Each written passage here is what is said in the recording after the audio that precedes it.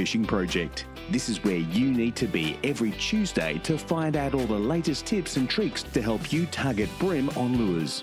You'll get to hear from some of Australia's elite bream competition anglers and see how they were able to achieve their results in competitions around the country. Now, here's your host, the 2019 Hobie Kayak Fishing World Champion, Andrew Deeth.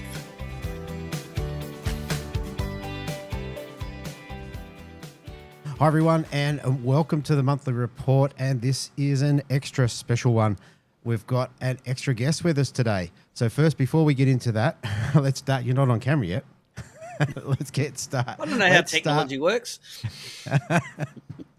Oops, he's giving it away. I was going to say. All right, well, let's get straight into it. First up, with me, as always, I've got Brett Geddes. Welcome to the show, mate. Oh, I've been looking forward to this since you told me, probably, 2 weeks ago.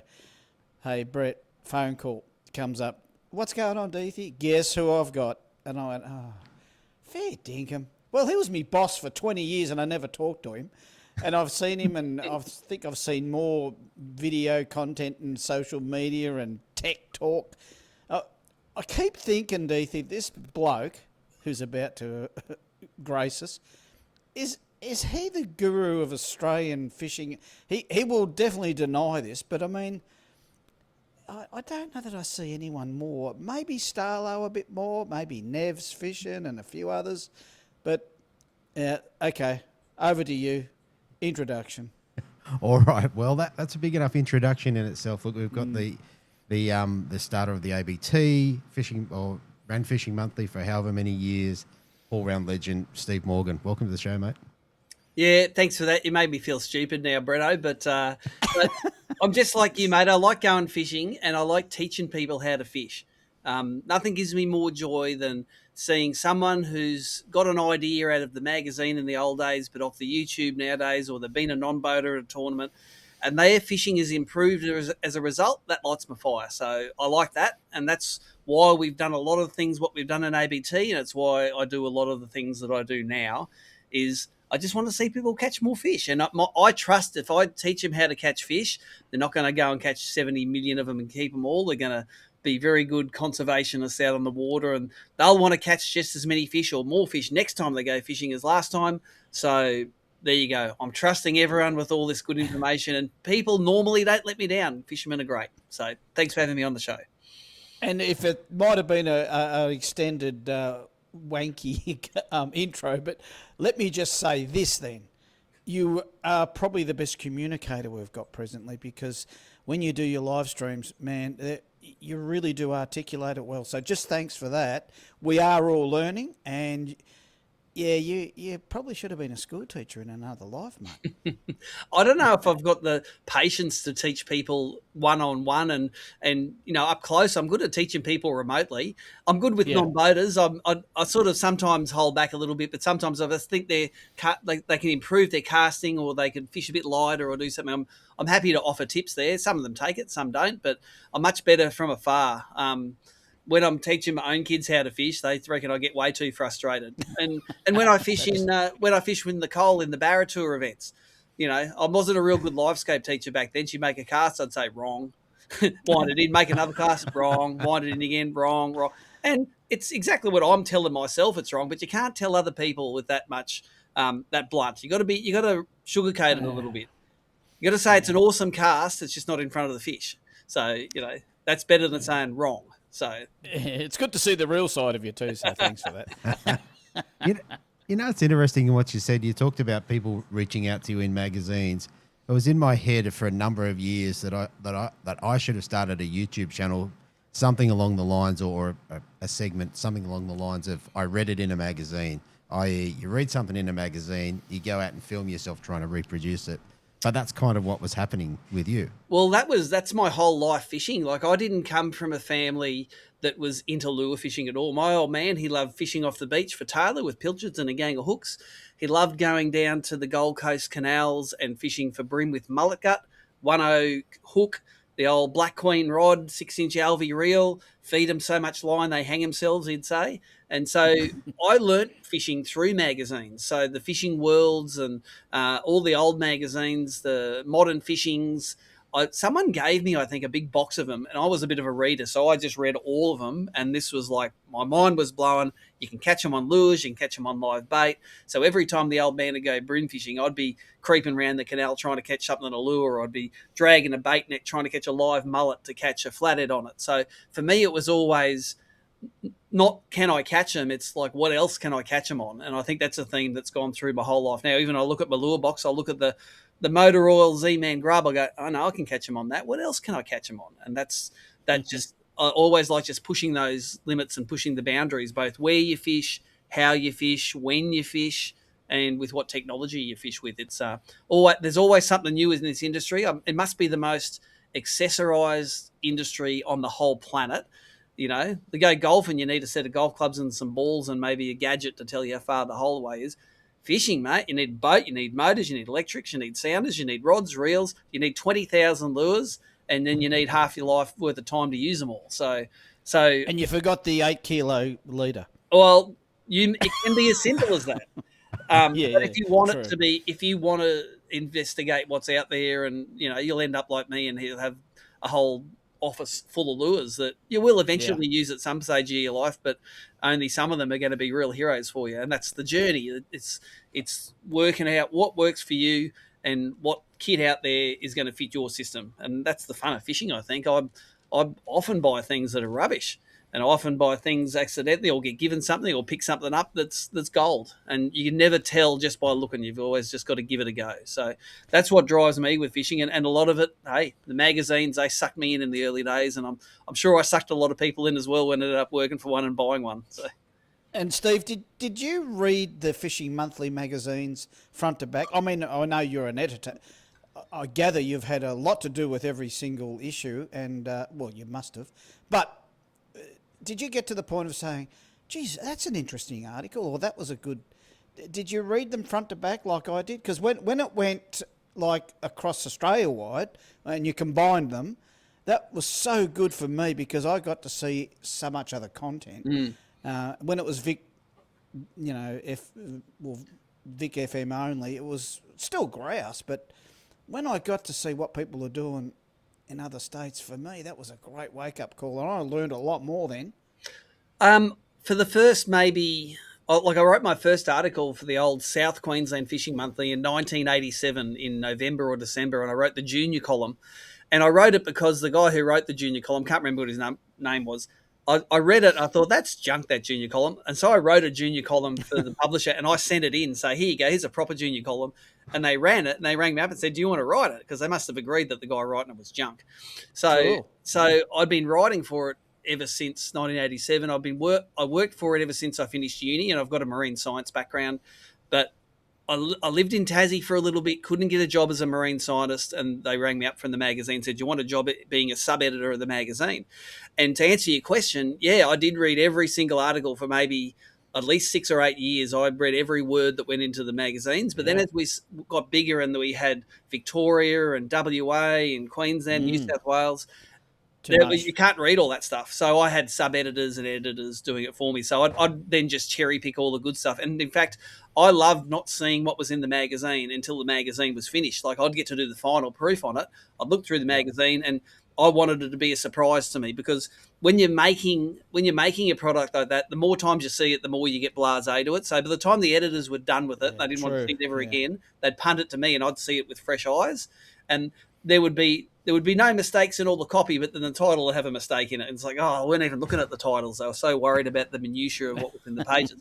So Funny. It's pretty easy to get a real long bucket list when you're reading about all this awesome fishing all over Australia.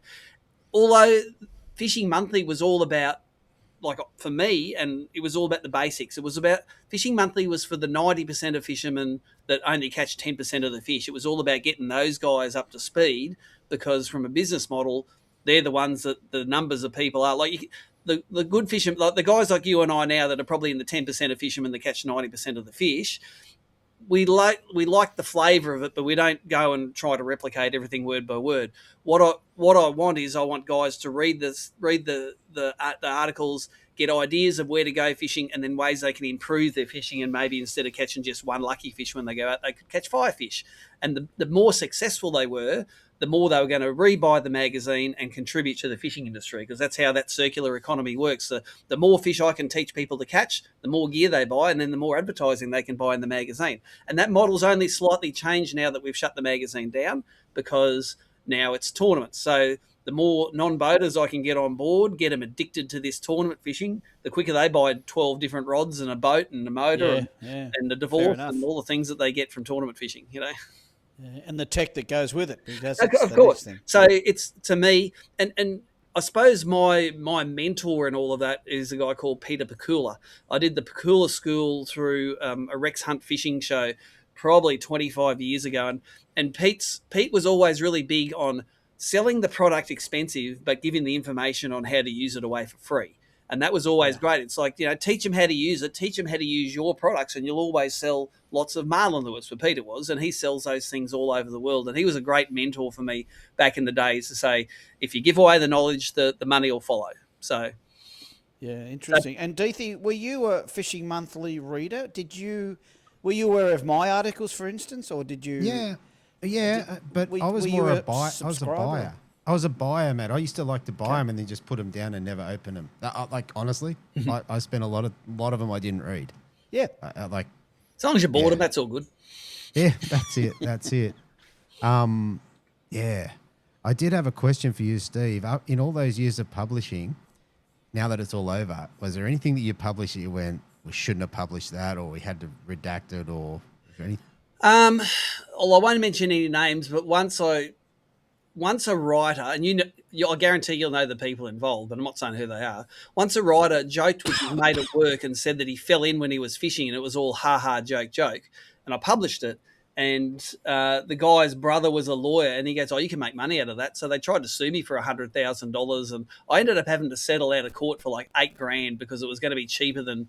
They said if I took it to court, it'd cost me $100,000 and I'd win, but the scumbag would never pay, because it's just saying he's got no money. Ugly. So I just had well gone wrong. Yeah, so that was just, I learnt a lesson there, and after that I got media liability insurance, and then I just let it rip. And the irony is, I never had another one come up ever again. I should have gone harder. Yeah. Well, you certainly paid out on the embezzlements. She was such a ugly scene in the whole Fishing Monthly thing. So I'm glad you paid out there. Well, on her. At the end of the day, like the way it works is you can get sued for being libelous if the rules are it's got to be true what you write, and it's got to be in the public interest. So if I'm saying someone's a scumbag and steals money, well, one, it is true because it went through court, and two, it's in the public interest because maybe you shouldn't trust this girl with your money. So that's the sort of test that you have of whether you can get sued for it or not. So obviously, when old mate fell in, it wasn't in the public interest that he fell in, and it wasn't, and it wasn't true. So I'm sure I could have had worse during the time publishing the magazine, but it was a great journey. Met so many great people, and of course, my original publisher was the one who encouraged me to start ABT. We originally ran the first trial tournament through the Moreton Bay Game Fish Club, even though Australian bass is a recognised IGFA game fish. When we ran it, they said, we're not a freshwater fishing club, we're a game fishing club. And so they invited me to take it away, even though we made them some money on the trial tournament. And that was the best thing that could have ever happened, because Mike Airy at the time said, set it up as a company. I set it up with a guy called Steve Bain.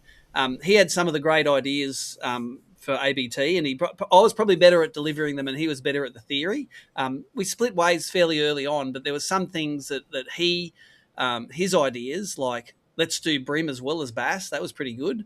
And the Who Shares Wins was a Steve Bain idea as well. And he thought about it, and at the time there was some like SAS logo. It was like Who Dares Wins or something like that. It was a play on words for that, but it really encapsulated what makes our industry tick. And it's something we've run with ABT all through the years. It's reflected in the boater, non-boater side of our sport.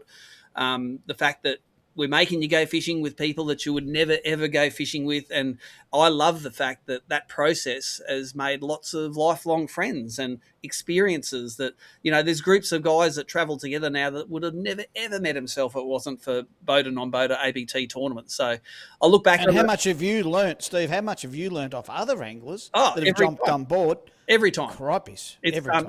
And that's the thing. You've got to have an ego which says, you're never gonna. There's no one you can't learn from. Like it doesn't matter if they jump on and they think they're the best fishermen in the world, or I think the worst fishermen in the world. There's going to be something they do that makes you think about it and change it. Like I've had Tasmania used to be the real Achilles heel for me, because I'd go to Tassie and nearly always my non-boaters would thump me from the back of the boat. Like 5-0 thump down at the time, sort of stuff. And either I was fishing too quickly. Once I was fishing with Plinio Torian, and we all know Plinio, he's based on the Derwent. Now, he was my non-boater at St Helens, and he had me 5-zip, and he's saying, Morgo, use scent. I'm like, I don't use scent. Scent doesn't make any difference at all. After about 10 in the morning, it's like, give me that freaking scent. I'm going to put some on. So I put it on, and actually, it wasn't Plinio, it was Jimmy Zigger. But anyway, I put the scent on, and within an hour, I had 4.2 kilo limit. So it's like squidgy scent, was it? The squidgy? To be honest, I don't think it was squidgy. It was actually earlier than the squidgy stuff. It was really early on in the piece.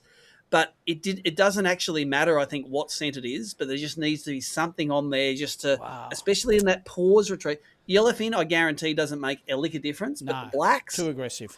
Sometimes it makes all the difference. Really? And that's some cool stuff you learn from your non-boaters.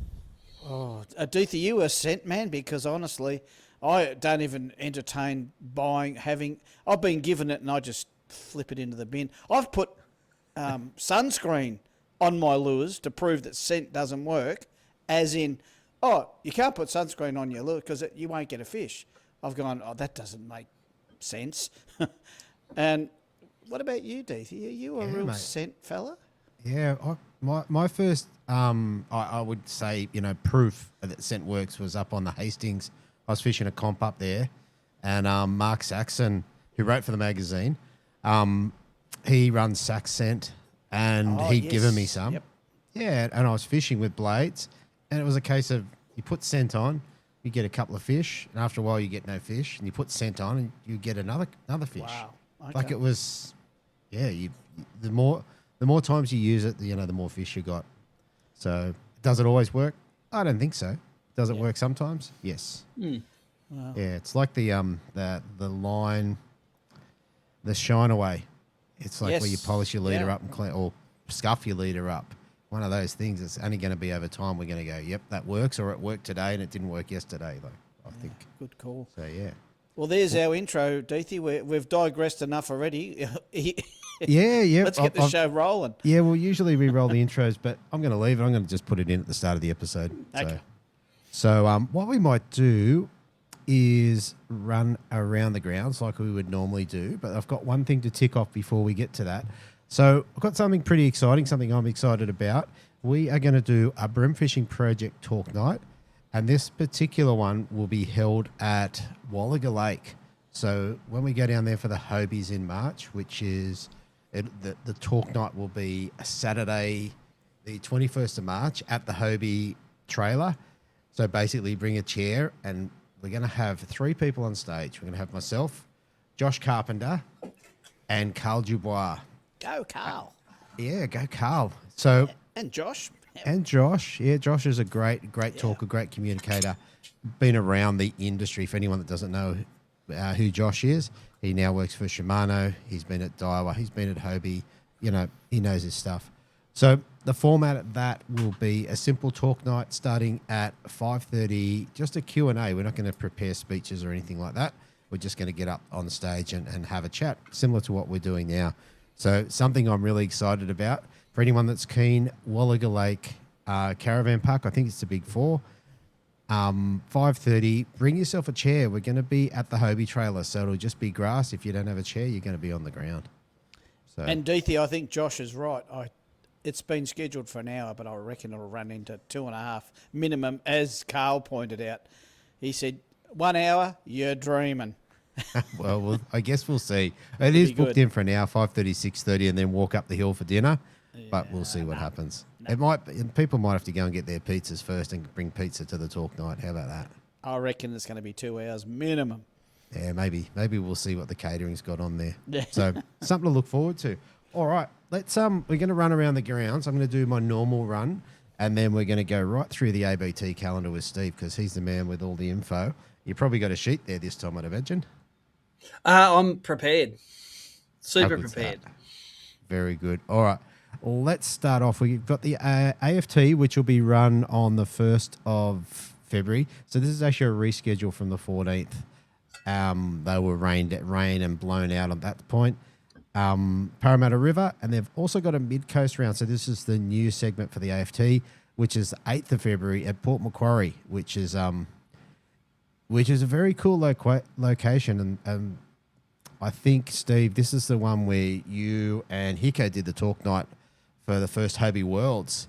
Really nice little system. Hit and miss sometimes, like a lot of systems, but definitely some good options up there. It was the first Hobie Worlds was real heady old days, wasn't it? It was the Americans coming in. There was Hickson with his massive handful of rods to loan to everyone, and we did give a talk on the BREAM techniques, and I've listened to that retrospectively on your podcast there, and not much has changed. If you go and do that stuff that was maybe 15 years ago, that still all works. All those lures work. All the techniques still work.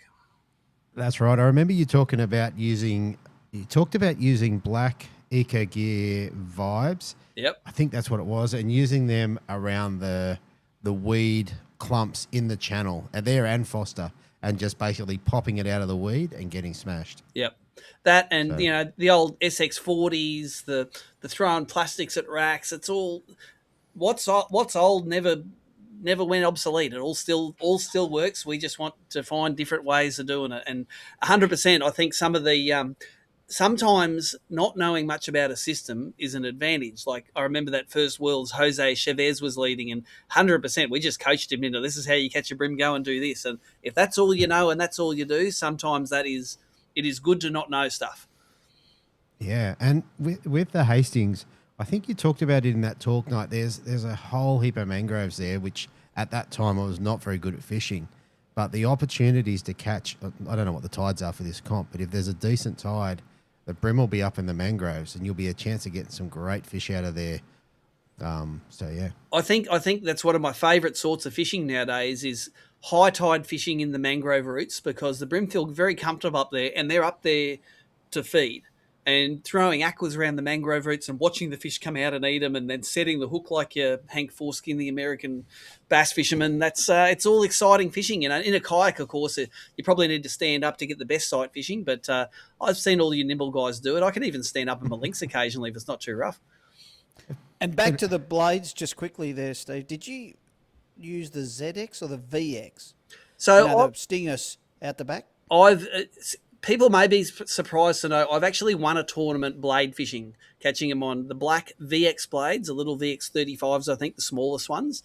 But I actually was fishing them nearly like a crankbait. I was fishing a very high current area with some snags falling on the edge, and the strong current going around. Like the blade was the only thing I could throw in and get down sort of under the snag and then sort of pop it off the edge to get the brim working.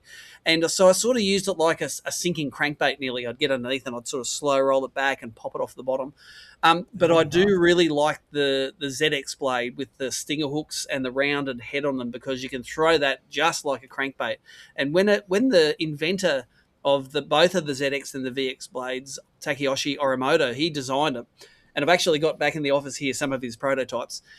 He used them a lot like a crankbait. So he would throw them out on a sandbank and just roll it in like a crankbait, or really particularly good for working over rubbly, rocky ground, because they wouldn't hook up at all. They just have those two assist hooks hanging out the back. And you'd roll them, and then when a brim would nip it, then what do? They nip the tail, and they're just biting the hooks.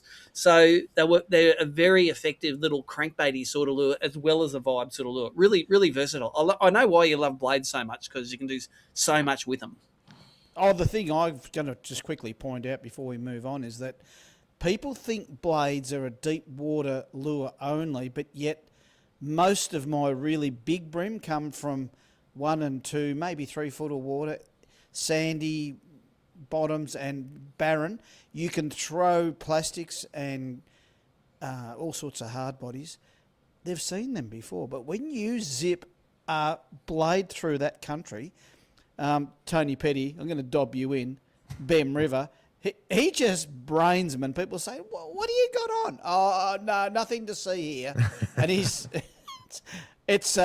such a deadly thing. Like super long casts, as far as you can go, maybe 25 metres, 30, and just zip it through. When you get the little bumps, just slow down with the blade, and you're only in a foot or 2 foot of water. Gee, it's so deadly. And people, when I say people, I'm talking comp anglers, don't know that they're onto this yet. Tony Petty, gotcha. Well, there you go. There you go. Actually, I do have one more question while I was thinking. Steve, or Brett, in terms of skipping plastics into the mangroves, what's your choice of plastic? You go first, Steve. 100%. I like the aqua because when I stop it, and so I'll skip it in. It skips really well because there's no jig head on it, but it's a heavy bio bait, so it's got a lot of mass to it. You can skip it way in, but the thing I like about it is they rig symmetrically so they don't spin in the water. I can skip it across the surface, and when I see something that's interested, or where I get to the edge, or when I get to the point where I can't see the bottom anymore, that's when I'll stop it, lay the line on the water, let it sink. The good thing is when a bream comes up and puts its nose on it, that's when the scent kicks in. And again, I was part of the process when they developed aqua.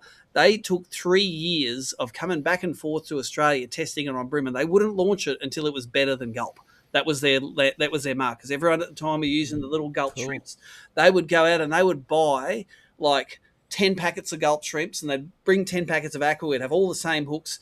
And I always thought it was a bit of a wank, but Orimoto would say, you cast. So I'd throw, and he would throw literally right on top of me. So both lures would be falling down next to each other. And I'd be like, this is how he's like testing to see which one they wanted to eat. And then I'd like snag, and he'd snag. It's like, this is probably going to be pretty good. And so we would fish a pack each, and we'd do it for days on end until finally we had one day where gulp only won once. And I reckon gulp only won the time when I was using it because I was trying to backboat the hell out of him and beat him because we're very competitive on the water. So my observations, and especially the early days at Malakuta with aquas, is when a black bream especially puts his nose on an aqua, they can't say no to that thing. They just sniff it and they've got to eat it. Yellowfin, it's more a reaction bite, I think. But for the blacks, especially in a place where there's no current, like I'd go to Malakuta and I'll fish around those edges, and you can do the same thing. You top water that lure out, drop it in front of the fish. The number of times I've seen those big old leatherback Malakuta fish come in, put their nose on it, and then all of a sudden the thing's gone. It's the mate. Chris Hickson and I used to compare notes and do it all the time. It's like, how good was the sight fishing today with those big bream that you can't catch on anything else?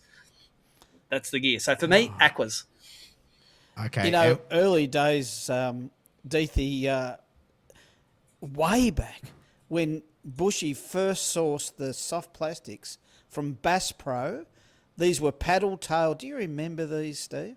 They were little brownie coloured Bass Pro paddle tail jobs with the ribs on the bottom. They only come from the States, and he bought them in packs. I know. Hundreds. Do you remember seeing them? Yeah, I remember those ones, and they had that. I think the belly section on a modern slick rig is actually the same pattern that you can put a bit of scent in, gives you a bit of extra turbulence around the guts. So I remember the ones. They were Bass Pro XPS scrubs, they were called. That's it. Yeah, I've still got some because I could not get rid of them. I just loved looking at them.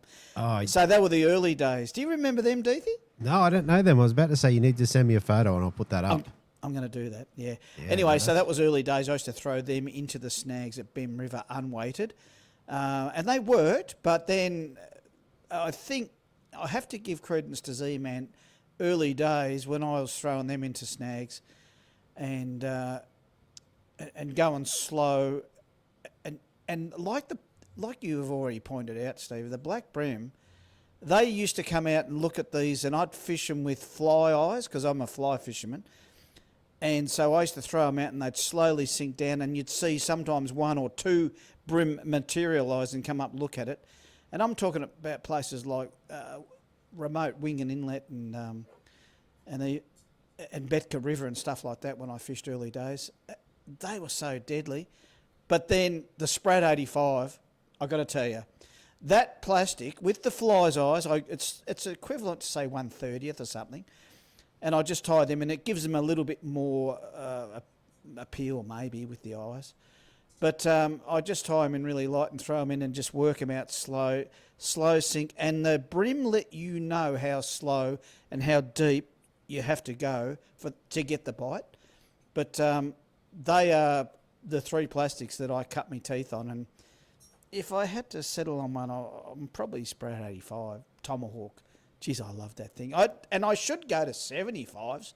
I don't know that I've tied one on because I think New South Wales own the Sprat 75.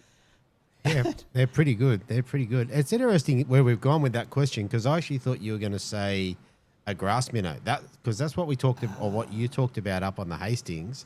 And I asked you a question which I knew the answer to, but I just wanted you to talk about it. So if people listen back to it, yeah, I wanted to hear more. You talking more about the grass minnow. I reckon aquas weren't invented back then. So if you pre-aquas, 100% the old pink grub, the okiami coloured 3-inch grass minnow was the one, and still is the one. If you want a durable bait that you can really 4-wheel drive through some places, and you tend to wreck fewer of them when you're fishing. Like aquas, you one fish and you sort of tear them, and you have to upside down them, and then upside down them, and upside down them, and you get 4 uses out of them. But yeah, pre-aquas, it was 100% the grass minnow because it looks just like a shrimp skipping along the surface.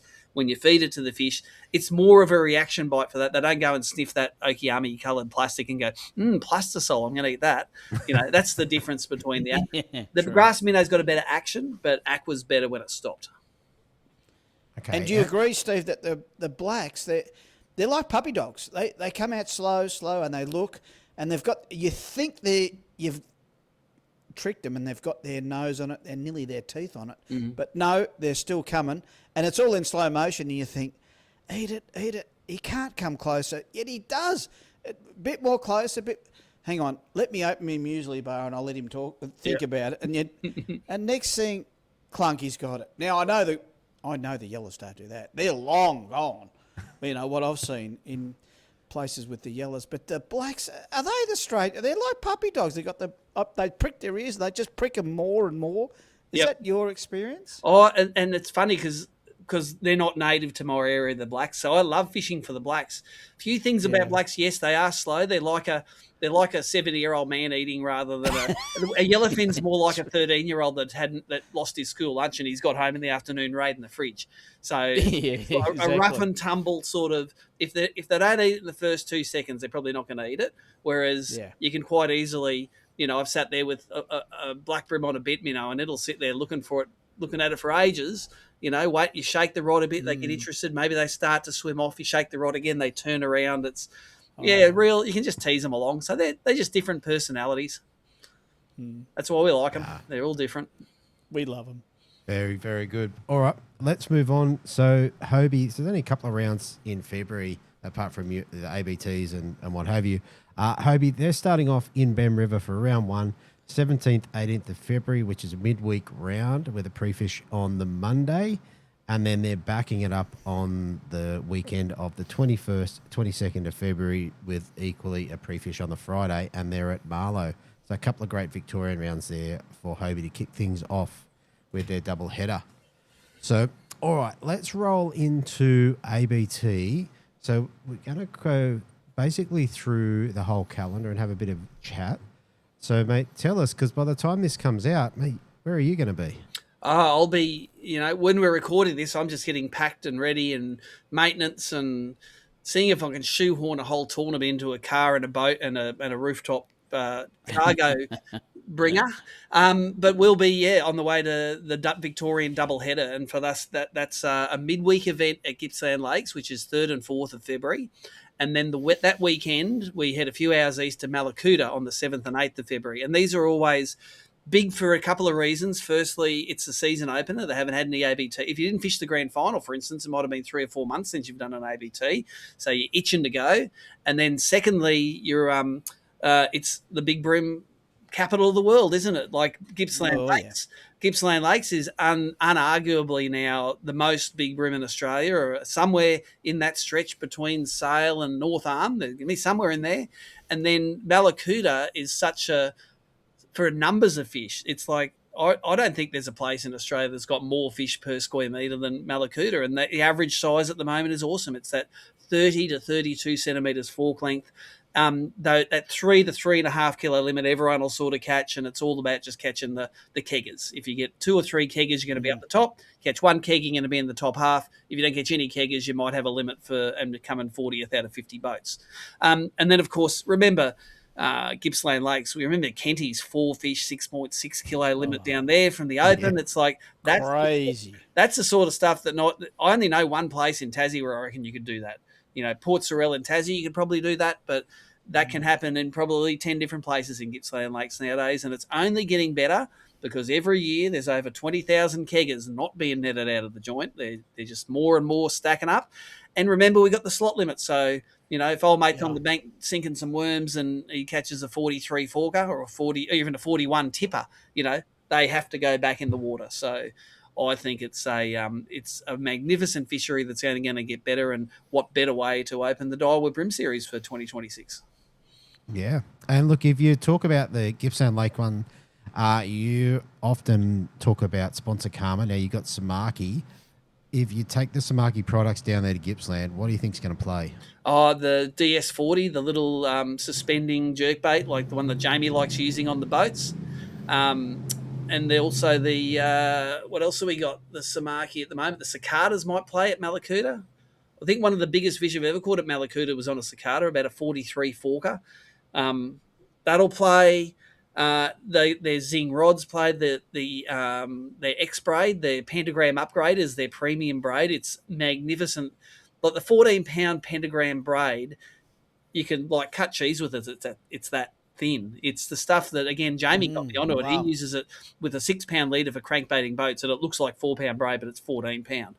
And they've got reels out now too. So Josh is a quiet achiever there. He's quietly taken the world over. He snuck in a stinking stick minnow called a fall prawn at after this year, and it's like, hey Morgo, do you like this? It's like, how did you develop that and me not know about it? Because I throw them, I reckon, more than anyone, the stick minnows. So I've got a few of those packed for down there. So 100%. And Samaki sponsored anglers, like if Sponsor Karma's going to play, watch out for guys like Scotty Cicluna and Jamie McEwen. They're the two heavily sponsored Samaki guys that are there. So if you're going to do a tip on I saw Adams at fishing.com.au have a tip and comp. If you're not tipping Samaki sponsored guys, you're probably doing yourself a disservice because of the Spono Karma. There you Good go. call. There you go. And then the other thing, when you went up to Malakuta last year, I think you had this moment where you decided you were going to put some hummingbird equipment on your boat, and it all had to happen really quickly, and then turned out to be a genius move. Well, it wasn't putting some on the boat. It was upgrading the Helix to an Apex, because Mega Live 2, which had just come out, which was their live sonar transducer, the Mega Live 1 would run on the Helix, but the Mega Live 2, you had to have an Explore or a Solix or an Apex to run it. So Sean went right out of his way. We swapped the Helix out for the Apex, put the Mega Live 2 on, and after, I love going to Malakuta and sight fishing those fish, like on aquas, stick minnows, whatever. After 3 hours of pre-fishing that morning, after we'd done that, I had caught no fish at all, and I'd seen no fish on the edges, and I turned around out into the deep water, and I turned the Mega Live 2 on, and it was lit up like a Christmas tree.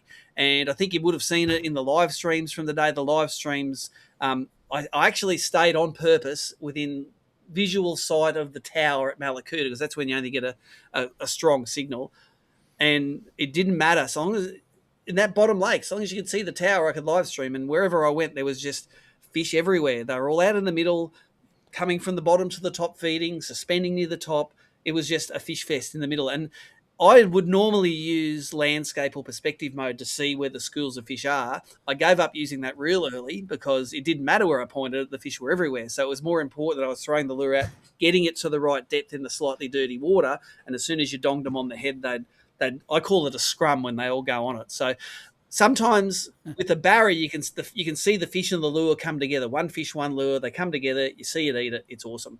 But the brim is a little bit smaller, and it's sometimes in the rough water, it's hard to actually see the fish eat the lure. So I know the brim see the lure because when I'm winding it above their heads, there'll be a school of them, and you will see one fish come up, and then all the others will start following it. And all I do then is I just stop winding, give it 2 seconds. I all scrum in on it to make a ball, and I just start winding because I know one of those fish in there has got it. And if one has got it and spat it out, the next one's got it. It's just a guaranteed hookup. So I've felt no bite on my line. I'm just following on the Mega Live 2. I'm seeing the fish go, and I'm just winding. And Steve, let me interrupt. I think you called it the volcano of brim. Well, the bass I call the Not bass quite? are a real volcano because they come off the bottom and they come up like a Yeah. volcano. The brim are just like it's weird. So live sonar fishing for the smallest fish, brim, they see a lure and they come running from everywhere for it. But a barra who thinks a big tough fish in there, he might be 15 kilos and 1.20 meter long. There's an 80 mil lure. He sees it near him and he doesn't expect it. He shits himself and he runs away. It's like, dude, you're this big and you're scared by something that big, and then there's a brim that's this big. He's running over to see what something that size is. So it's really, and we'll talk about it, I'm sure, later in the show. The live sonar teaches you so much about how fish behave, where they're at, and even if you're not catching them, at least you know you're fishing in the right area. Like, I guarantee, Deethy, you didn't know that the fish in Malakuta were just up and down from the bottom the whole time, and I thought maybe they're not brim. So I'd pick one that came up and I'd throw it on top of him and I'd see him come up and then I'd see him eat it and I'd catch him and it was a brim. It's like, you got Is that 12, 14 foot of water? Is it how far in front and how far below?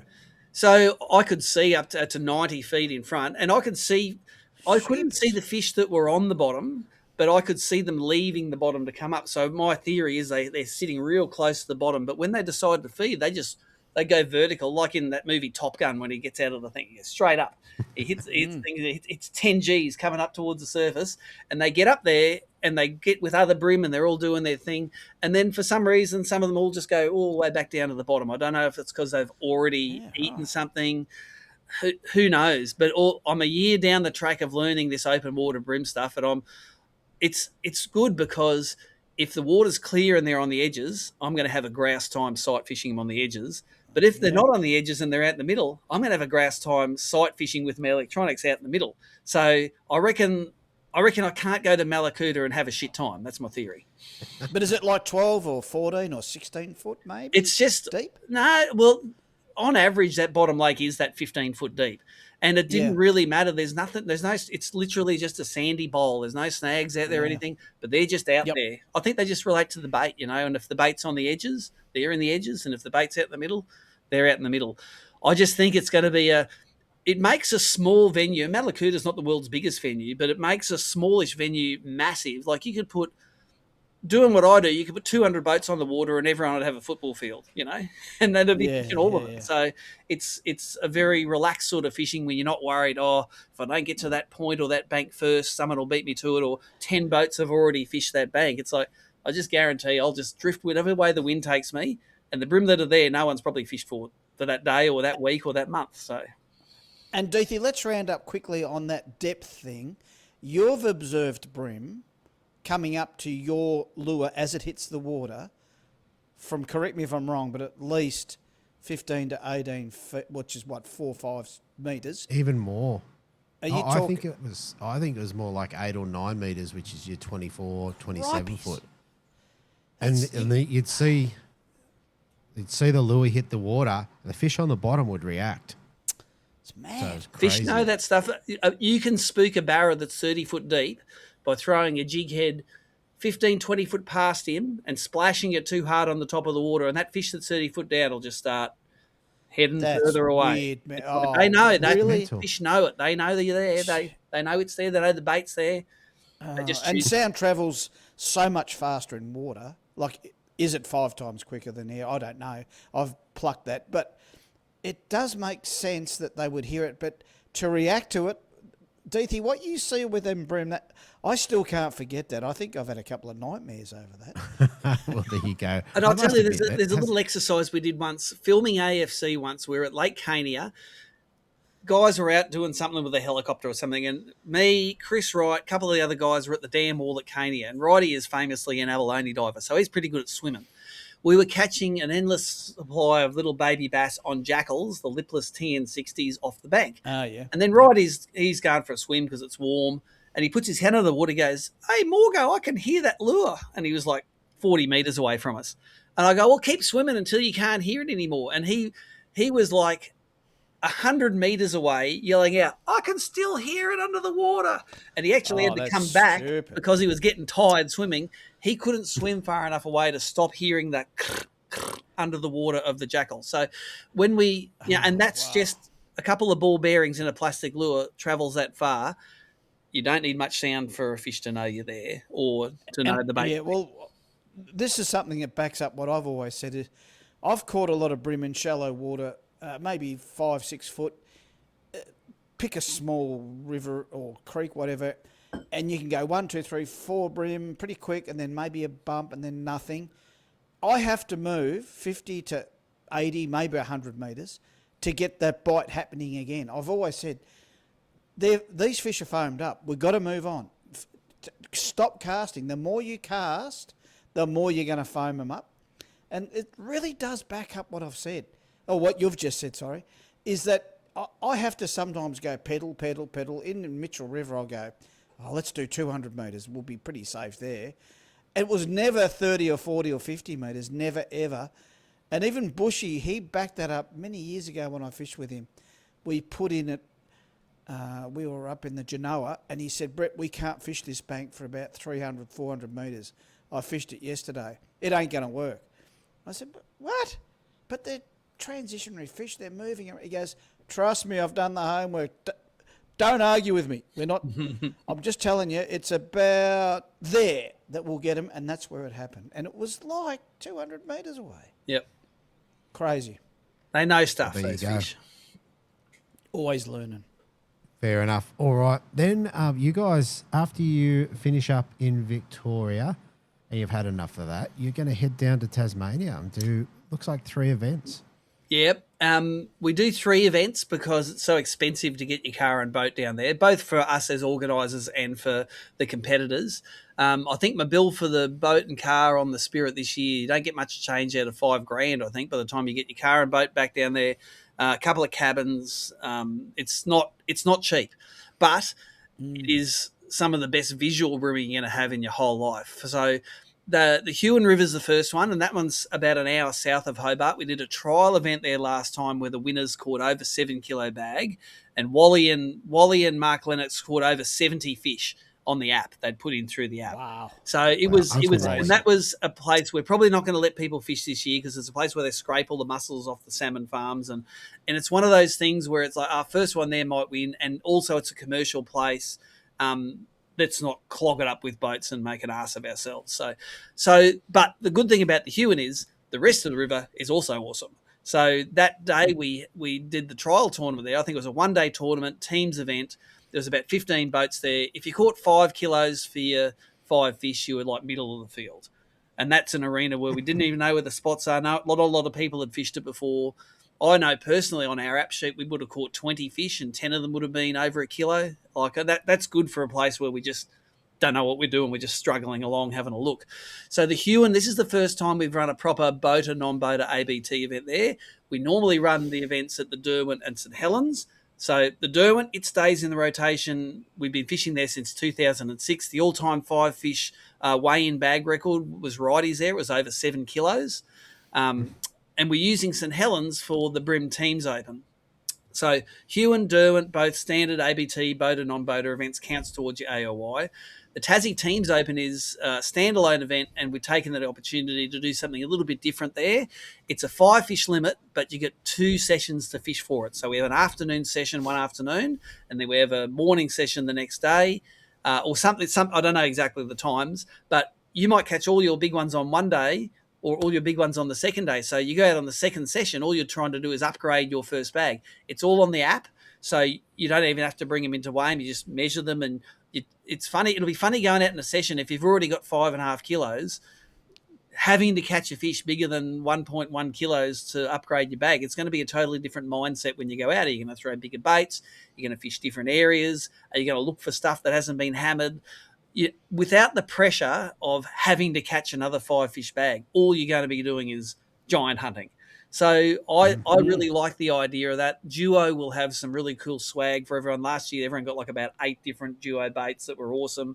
A lot of guys used them during the tournament. So it's just something a little bit different, and St Helens is a great place to do it up on the flats there. I think last time we went to St Helens, scope never played a part at all because you're in real shallow water. But we might have some lower tide stuff to fish this year with the way the sessions pan out. So maybe like those fish, they don't disappear through a portal and they don't disappear to the Scamander River. They're somewhere in there, and I think we might be able to maybe find out where they are and maybe sight fish with electronics this year. Who knows? Could be totally wrong. Could be one on the flats. It's just such an unknown. It's going to be really interesting. Do you reckon St Helens, Steve, is a high tide only? I've had fished there, and I really struggled. And I fished a outgoing tide, and I was in the kayak, and I was told, I went with the mate Dave Morris, and he said, "Oh, Brett, you should wait for the high tide." And I said, "Oh no, I should be able to round them up and get them." I think I got a couple of trevally and all that, but the bream, it was like, do bream live here? Yep. That was an outgoing to low tide. I think I stuffed up there. Go on the high tide. It's like, how did I not catch a bream on that low tide? And that's what it's like. They don't leave the system. I reckon they just fish a little bit deeper, and then once you get deeper for them, the trevally start mixing with them, and they beat the bream to the lures maybe a lot of the time. Okay. Yeah. So St Helens, I love fishing the St Helens because you basically in a bass boat, I might draw that much water in a bass boat, and as soon as I can get my boat onto the flats, the bream are already up there and up higher. So there's sandy verges that only go under right on the top of the tide, and the bream are up there nearly on their sides and up there and feeding, and you can hardly get to your boat to them. So it's uber shallow water fishing, awesome sight fishing. You can see the fish tailing, and you can see the muds, and it's just some of the best shallow water fishing you're ever going to have in your life. So that's why we were not going to go to St Helens, and we're like, no, we got to go there because it's last time we went there was the best the tides right. fish. We get the tides right, and look, we don't set events according to tides basically at any ABT events except St Helens. That's the only one where we make sure that, because when there's no water on the flats, it fishes pretty bloody small. There's a lot of boats in a little area. Tide comes in, and all of a sudden there's 3 times as much stuff to fish, and the fish have magically come out of those portals that they come out. And the Scamander, that river's just, it's chock-a-block full of bream. That's it. And there's the local theory is that in the summer they leave the Scamander and they come up and they feed in St Helens. It's only about 15 k's up the beach. So a lot of the time when the Scamander's shut, the locals say, the bay's not fishing well because we haven't got the Scamander fish up here. And then sometimes when they have some floods and it blows the Scamander open, then all of a sudden the bay fishing is amazing. So I think it's a good 3-event series down there. Everyone loves Tassie. Everyone's in such a good mood because the food's good. It's something different for us all. We don't get there every year. We do it only every second year to save money, and everyone loves it. And the people are good. When you go to Tassie, the people have got the time of day for you. It was like Victoria in the 1970s. You actually do, you mean something to people over there. Like I've gone to a takeaway place and knocked on the door, and they've just shut it, and this was at the at St Helens, and and the lady behind the door said, "Oh, what do you want, love?" I said, "Oh, I just want to feed. I'll come back tomorrow." "No, you come in and talk. I'll keep cooking." And she's opened the door up again, mate.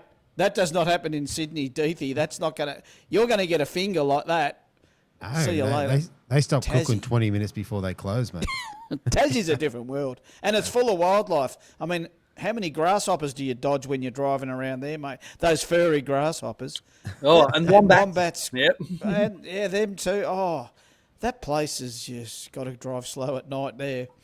Well, there was one thing about the Tassie comps. I think it might have been St Helens. You might correct me. I think Mario had to get out of the boat in their undies, pushing it across the sand flat, trying to get out with a solid bag of fish.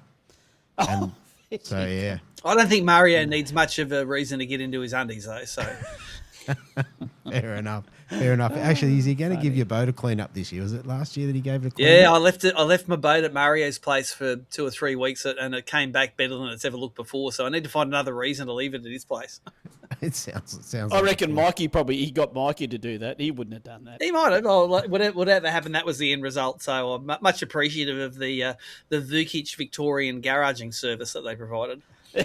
How good is that? Do your favour, clean your boat. Yes. All right, so we'll just cover off on the dates of those. So the 15th, 16th of April, you're at the Huon River. Yep. The 18th and 19th, you're at the Derwent River, and then wrapping it up. Where are we? The 21, 22 April for the Tassie one of April. Yep. And you've also got, I think, the Hobie series just before that, which I don't have the dates in front of me. Some people are going to have a big 5 events in a row, aren't they? 100%. They're going to be tired. Be over brim. I don't know what you're talking about, Davey. That's because you fish 3 species. Oh, well, not just 3, but Yeah. All right, let's move on. So after you leave Tassie, looks like May, 16th, 17th of May. You've got this round backwards this year. You're off to the Hawkesbury first for the Bait Junkie round. Yeah, so this is we go to Sydney. Like, it's not that I hate Sydney, I just don't love Sydney on the land. I love it on the water, but we do the Australian Open, and we normally do the Australian Open, then an ABT at the Hawkesbury. But this year we're doing the ABT at the Hawkesbury, 16th, 17th of May, and then the Australian Open, 19, 20, 21st of May. So we're going to go into the Open already sort of match fit. You know, a lot of guys will fish both of them. We normally have that low 30 boat field to the Open, and we normally have maybe 50 boats fishing the Hawkesbury. So, yeah, how good's the Hawkesbury? It's the biggest concentration of giant yellowfin on the East Coast. Like, we've had the biggest one I've seen weighed out of there. There's some 1.7s, 1.8s have come out of there.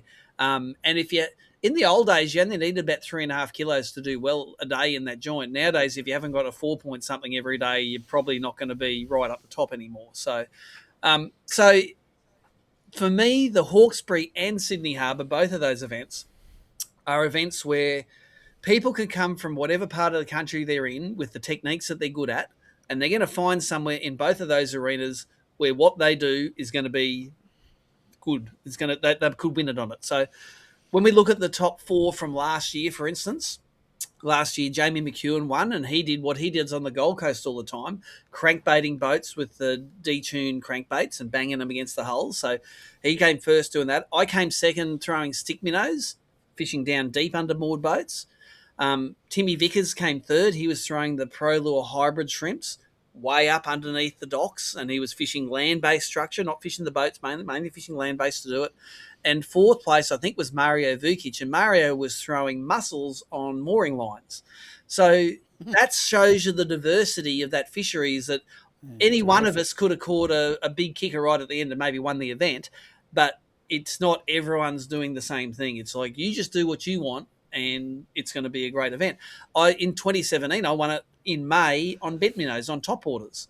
It's been won before cranking washers. It's been won before up the Para River throwing crabs. It's been won up the back of Iron Cove throwing crankbaits. It's literally whatever you're good at, bring it to the Open, and you can give those Sydney siders a touch up, because the Open's pretty famous for out of towners winning it. I reckon there's only been would have been less than 50% of the time locals have won it, I reckon. I don't like that. I don't like it. I know, it's just throwing the challenge out. Suck it up, Deep.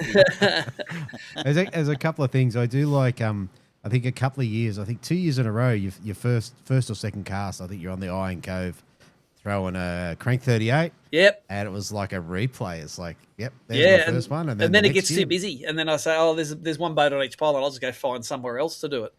I remember once I had an open, like, first cast at Opens are always pretty special. Like, often it was Iron Cove Bridge, catch a brim first up. But there's a couple of rock bombies I fish.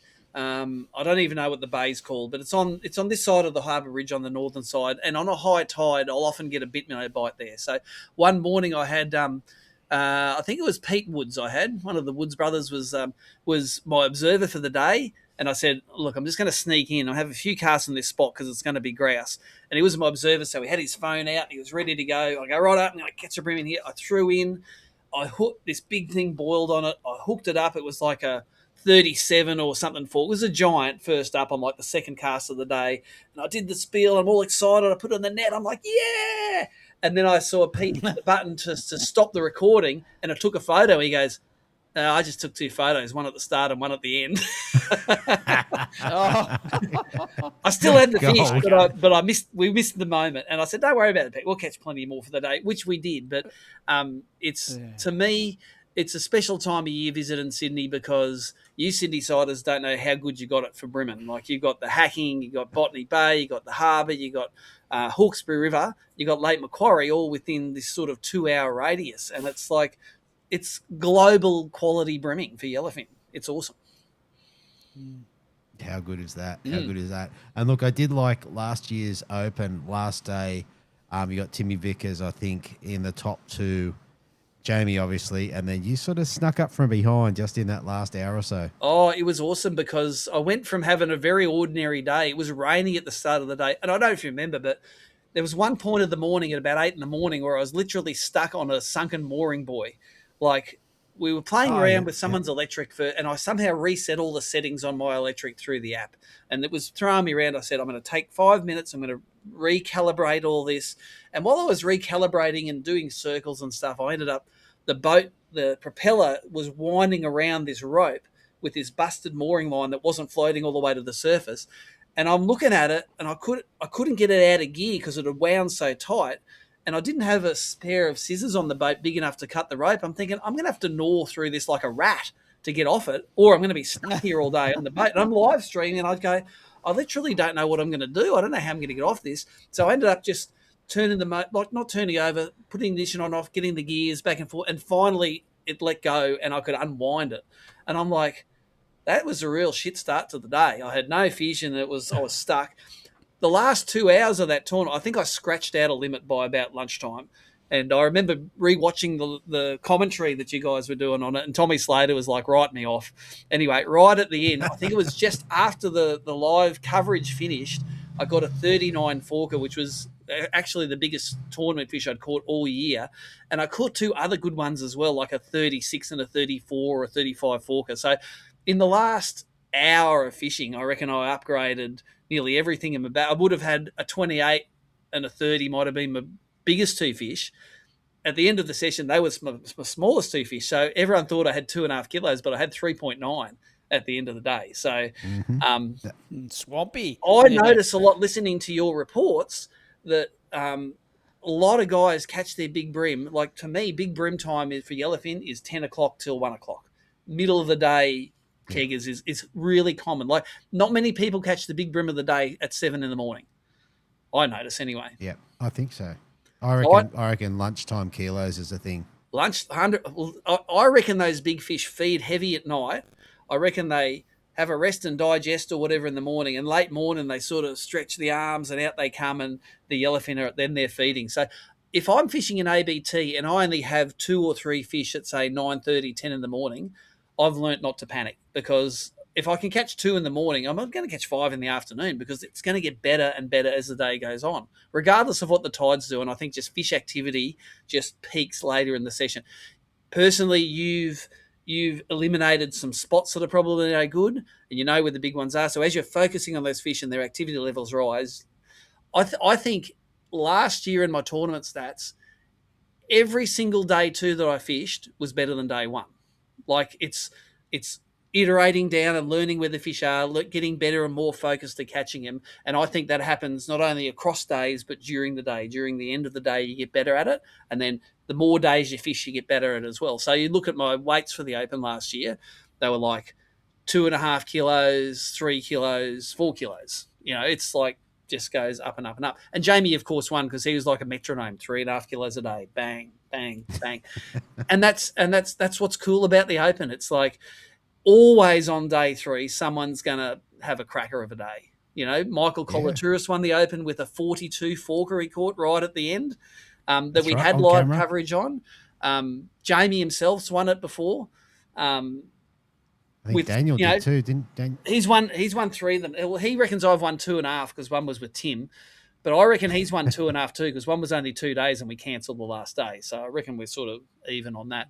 But I just encourage anyone who wants to fish the Open, give it a go, because whatever you're good at home, I guarantee it's going to work in the harbour. You just got to find a place to do it. So yeah, it's awesome. Sounds fair to me. All right, moving on from Sydney. Looks like you're off to Western Australia.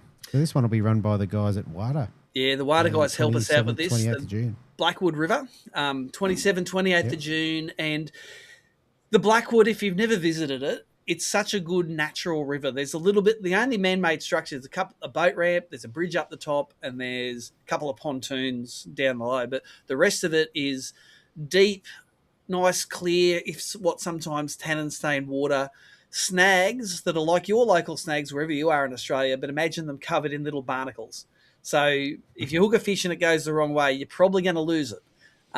So it's a challenging event. Like, sometimes the fish is big and the fish are real big, but most of the time it's a bag full of 27 tippers, and whoever catches a kegger or an 800 gram is going to be up the top of the leaderboard.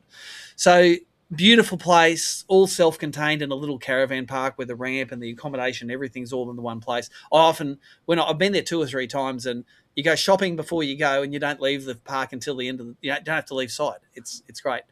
There's the kangaroos on site there. There's those, I think they call them 28s, the parrots. Like whenever you're new to the area, they say, "Oh, yeah, go feed the parrots," and then they laugh when 200 parrots descend on you and pick your ears out and steal your hat and steal your wallet. So it's a nice place to visit, and we appreciate the WA guys for helping us run that, because when we used to run it ourselves, you always burn too much money on it, us doing it. So we send in the kit. They do a great job. Fair enough. And you get to fly in like a rock star? If I get there, I reckon there's a chance. There was no chance last year with scheduling, but this year maybe I have a chance to get there. I'll see how I go. There's a great guy over there, Craig Doherty. He's always like, "I'll fish as a boater, but if you want to come over, I'll fish as a non-boater and you can fish him." But he must think I leave mojo in his boat or something, because I usually leave something in there, a rod or a reel or something nice in there. But he's very generous in loaning his boat, so I appreciate that as well. 100%. Okay, so in June, that's June. Yep. Then you must be off to the next one. Would be the Queensland Open, 4th and 5th of July. Yep. So once again, weather dependent, you're going to fish one location or the other. Fish the best day on Moreton Bay, the worst day on the Gold Coast. That's right. And again, this I think now is the only 2-venue tournament we do. We used to do the Open across the Sydney Harbour and the Hawkesbury, but that screwed up our plans to have a Hawkesbury ABT straight after the Open. So that's back to one venue, and I'm cool, because that Open needs to be 3 days on the one arena to make you vary your spots you fish. So the Moreton Bay though and the Gold Coast, man, you burn everything on one day to fish it, so you leave nothing behind. And we saw last year Luke Rogan caught that 4.6 something kilo bag on the Gold Coast, and Luke's a local on Moreton Bay, so I think this dude is going to be untouchable. But man, he went out on the bay the next day, really struggled, only caught just over 2 kilos of fish, and there was about half a dozen of us within one big bite of catching him on the second day. And there was Bernie Kong and Mick Slade and myself. Like, I was nearly last on the first day of that event, and then I had the biggest day on day 2, and then I ended up being in the top 5, and I was again one big fish away from winning it. So that's what's cool about that venue, is you got to be good on both of them, and even if you're bad on one of them, doesn't mean you're out of it. You can always come back, because obviously there's some big fish on the Gold Coast, but there's also some cracking fish in Moreton Bay. You need it. It can be, if you want to fish the extremities of Moreton Bay, you need to have a bit of local knowledge. You can get rough. The currents are funny. There's shallow sandbanks all over the joint. There's green zones all over the place. I love rat running through the islands and knowing where the shallow water is that I can run. But you're very likely to catch a 3.5 to 4 kilo bag of fish, putting it at the ramp and just turning left into Raby Bay canals. Wally and Jamie caught the biggest 2 bags on the last day in that canal doing it before. Every second year, the biggest bag comes out of the canal system literally at the start. And even if your big motor broke down, you could just trolling motor in there and do it. So it's cool for that reason. Like, you're at the start of the day. If you go left, you're in the canals. You go right in the bay. That decision there can win you and lose you the Open. If you just go the wrong way, and you never know what the wrong way is until the weigh-in. That's right. And one of the things I like about the Gold Coast, it's like when we go with the Hobies, July is such a fantastic time of year weather-wise. It's really comfortable without being hot. And the times that I've been there, it's not been cold. Like, it's just been a really comfortable time of year to get away from Sydney. Yeah, well, traditionally, the Hope, we run similar time tournaments there, and you guys normally get the awesome weather and we get the junk. So, yes. So, that tradition can get you in a boat. Wind is your friend. So when it's blowing, you can actually make fish bite that don't want to bite often. So we don't mind having the trash weather, because we can make that work to our advantage. But yeah, Gold Coast in wintertime, there's a spawn bite usually going on somewhere. And if you can take advantage of it, away you go. Yeah, 100%. And you did touch on a point. I think you moved one of your events for the Hobie, and I think we had like stunning weather, and you guys got absolutely flogged. Yes, I remember that. I remember swearing at Chris Purnell at that point too, I think. So, Chris, you bastard, I swapped dates and I gave you the gold. That's it. I don't think we would have run. Anyway, all right. Then after looks like you're headed off to the Tweed River. Yep, and that Sound should be about the right? tail end of the spawn as well. That one, so the Tweed has been a river which has really improved over the 20 years that we've fished it for ABC.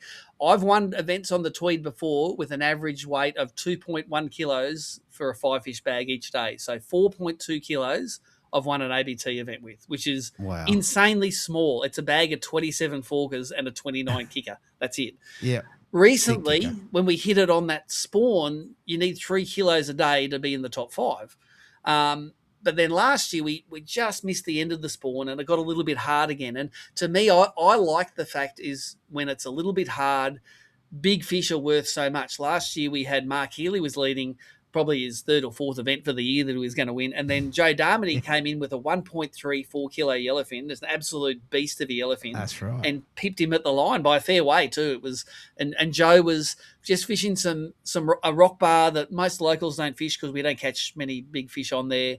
And he just clunked this giant on there. And for me, I love aqua fishing in the mangroves at the Tweed. The bridges are popular. The big rock walls are popular. For Joe, that rock bar was super popular with him. So it's just it's always surprising me that Tweed is always a more popular venue than the Gold Coast for boaters. If I ran that tournament on the Gold Coast, I get 30 boats. I put on the Tweed, I get 40, 45 boats.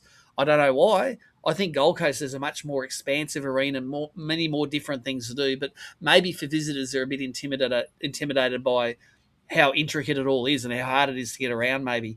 And maybe the Gold Coast itself, it's like Sydney. It's a bit of a prick of a place on the land, but really nice on the water. So Tweed's a lot more country, I suppose.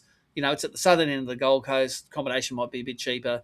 And there's 30 kilometres of river to run up one way and there's about 7 or 8 Ks the other way where you can go and explore and all of it's got fish in it. So 100%. And that one, I was just looking at the sponsor there. You got Rapala or Rapala. I think it was Gold Coast when they launched their Crush City. But either way, it was a cracking launch. Well, they do it that time of year on purpose because the after plastics, they'll be out then and they will give everyone some sample packs of them. Last year it was the Tricksters.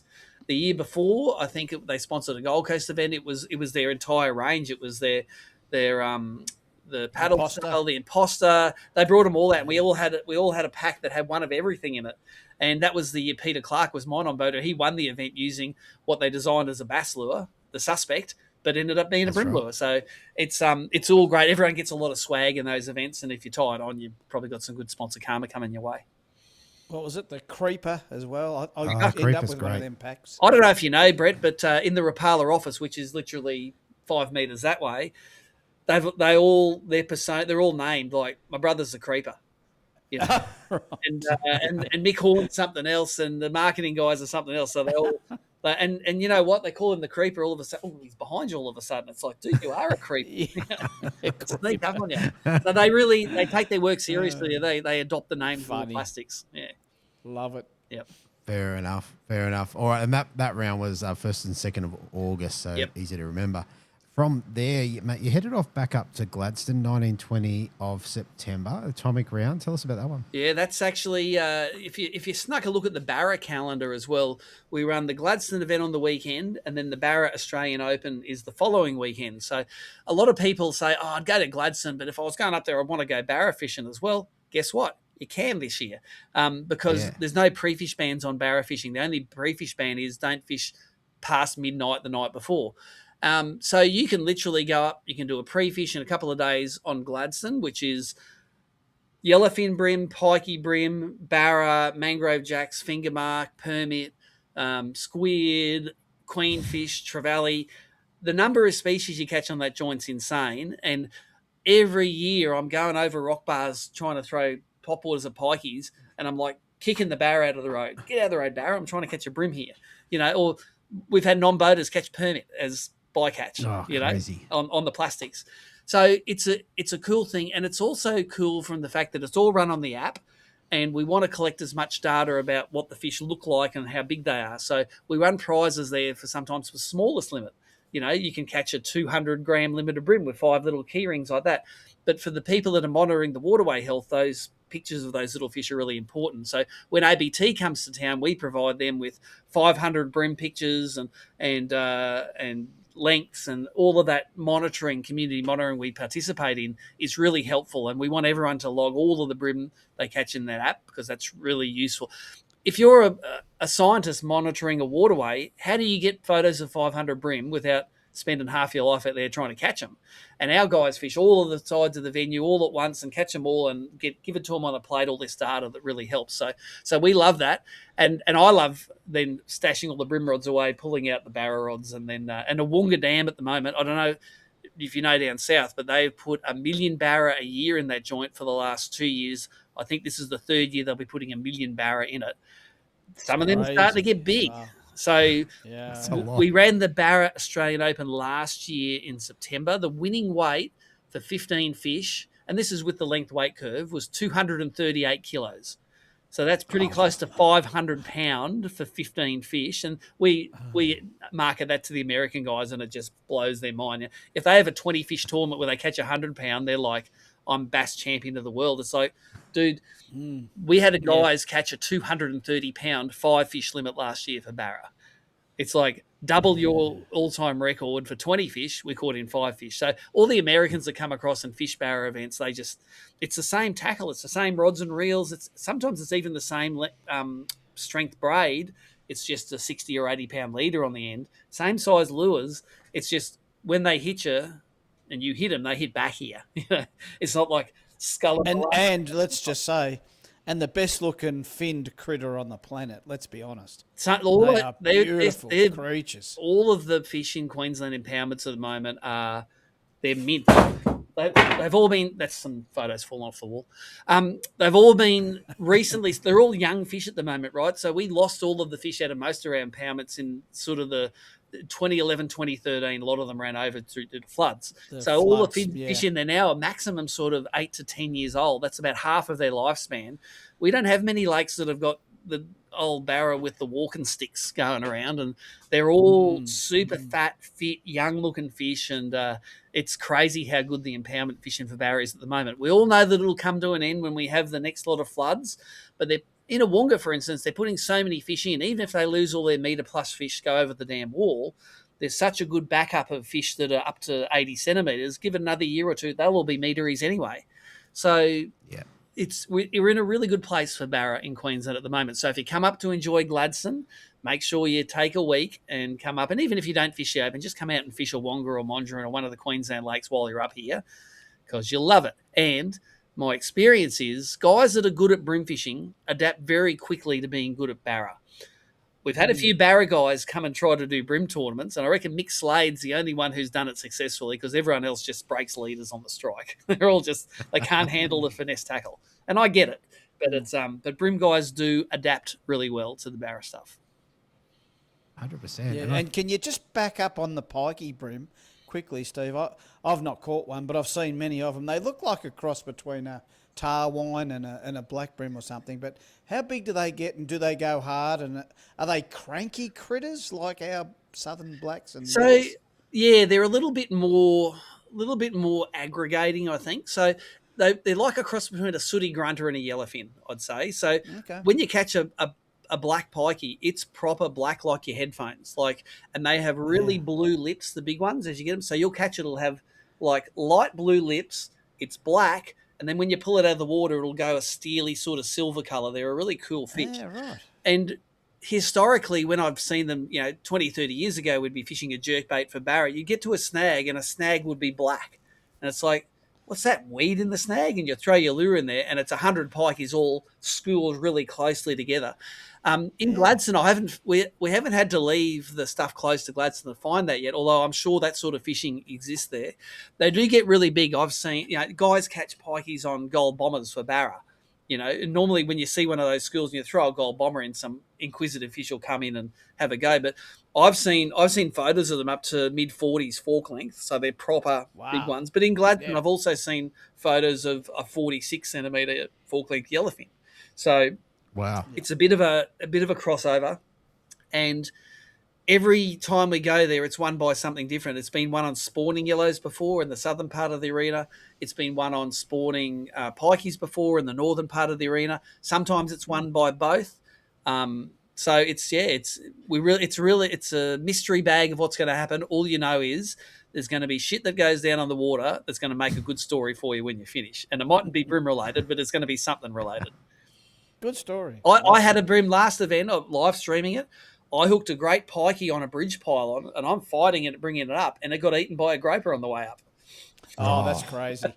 And I go, oh, that's bloody groper's eaten that, and then it spat it. I'm trying to wind it back in, and boom, it got it again, and this time it broke me off when it got it. So weird shit like that happens all the time, and I'm often, when I live stream and I embed my live sonar, I'm often looking for pikeys on top of the brim pylon, and you can see the barra just at the bottom of the pylon, clear as day, just sitting there, tail going. So that's the sort of cool stuff that happens at Gladstone that doesn't happen in Sydney Harbour. Good story. Fair enough. All right, and then we move into round 9. So this one will make your good mate Chris Hickson pretty happy. You're off to Manning River in Taree, 17th and 18th of October. This is the one that you missed last year with the floods, I think. Yeah, well, like ABT does, we bring the bad weather sometimes. So unfortunately last year they had those catastrophic floods through Taree, and we were lucky that we could actually we were there, say, a week to a week and a half after the floods. We were lucky to be able to relocate that event to Foster because it was a double header, and Foster actually fished really good. All the while, Chris and the guys at Manning River were having a tough time. It's going to be good to get back there. They've got, I don't know if you know, but Wally owns the car wash next to it. We'll have the briefing in that big compound. The shop's right there. The ramp's only 500 metres up the road. There's a great bit of foreshore. We can all pull the boats up on the bank and weigh the fish. Back in the old days when we had the Super Series events that paid $10,000 first place and we advertised them on telly, we'd have like 1,000 people come down to the weigh-ins. It was this is 20 years ago. It was awesome the amount of people that would turn up. Foster and Taree were the two places where people would just turn up in droves to watch it. And I assume we will get a bit of a crowd there this time as well. We, of course, make the weigh-ins now for the live streaming audience. So we mightn't have 1,000 people on site, but we'll have 1,000 people watch the coverage of the event remotely. But back in the day, we had the big fish tanks there. Dave Moss's fish tank would do drive-through weigh-ins, and I've got photos back in the day of just people as far as you can see. Berkeley they called it the Big Berkeley Dome back in the day. It was like a blow-up tent. It was probably 6 or 8 meters across or 10 meters across. All the sponsors that have the little stalls there. And I guarantee that on the Monday morning after the ABT come to town, every kid in school in Taree had a Berkeley hat on. I reckon that's giving away 1,000 caps for the weekend. It was interestingly as well, it's the only place where someone has stolen part of our banner before. We'd leave the banner and the stage up overnight. We came to the event site one morning and we go, something's wrong. I don't know what's wrong, but something's wrong. And it was a big 8 meter wide banner. It was like, we used it for AFC back in the day. It was like a sort of half amphitheater thing. And some clever dude had taken a box knife and he'd gone all the way around the bottom and he'd stolen all the sponsors' logos off the bottom, like 8 meters by maybe a meter at the most. And he did such a neat job. It took us about half an hour to work out what was wrong with the event site. It's like, what are that banner's missing? So I hope in the cleanup of that flood at Taree, someone got caught with their stolen banner in their man cave. I hope it drowned for them because it was like $800 to print another one. So. Oh no! I know Chris's shop got flooded out. Well, I saw the YouTube afterwards. Yeah. Terrible stuff. It was a shame. I'd only been down and done a Tackle Fridays like a couple of weeks beforehand. So we did a full run through of the shop. And everyone, of course, as you always are, you're impressed by how much stuff's. It's a bland looking shop out the front.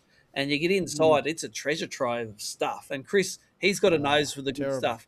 So, and what they did, of course, they worked out what the historic flood height was and got it all above that level, but it went 70 centimetres above that and knocked things over. Terrible. And I think they're still recovering, but I think the ABT coming to the area will be a good shot in the arm. Yeah, people should bring their cash, bring the folding stuff. Yep. Oh, look, people do that anyway. After it happened, Chris brought a whole lot of lures down to the briefing. He got rid of all the soaked packaging, and he cleaned the lures up, and he had probably 15 or 20 Plano style boxes there. back of the ute in the car park at Club Foster. It dead set looked like the biggest drug deal going down in history. There was cash going everywhere. There's lures going there. Beautiful.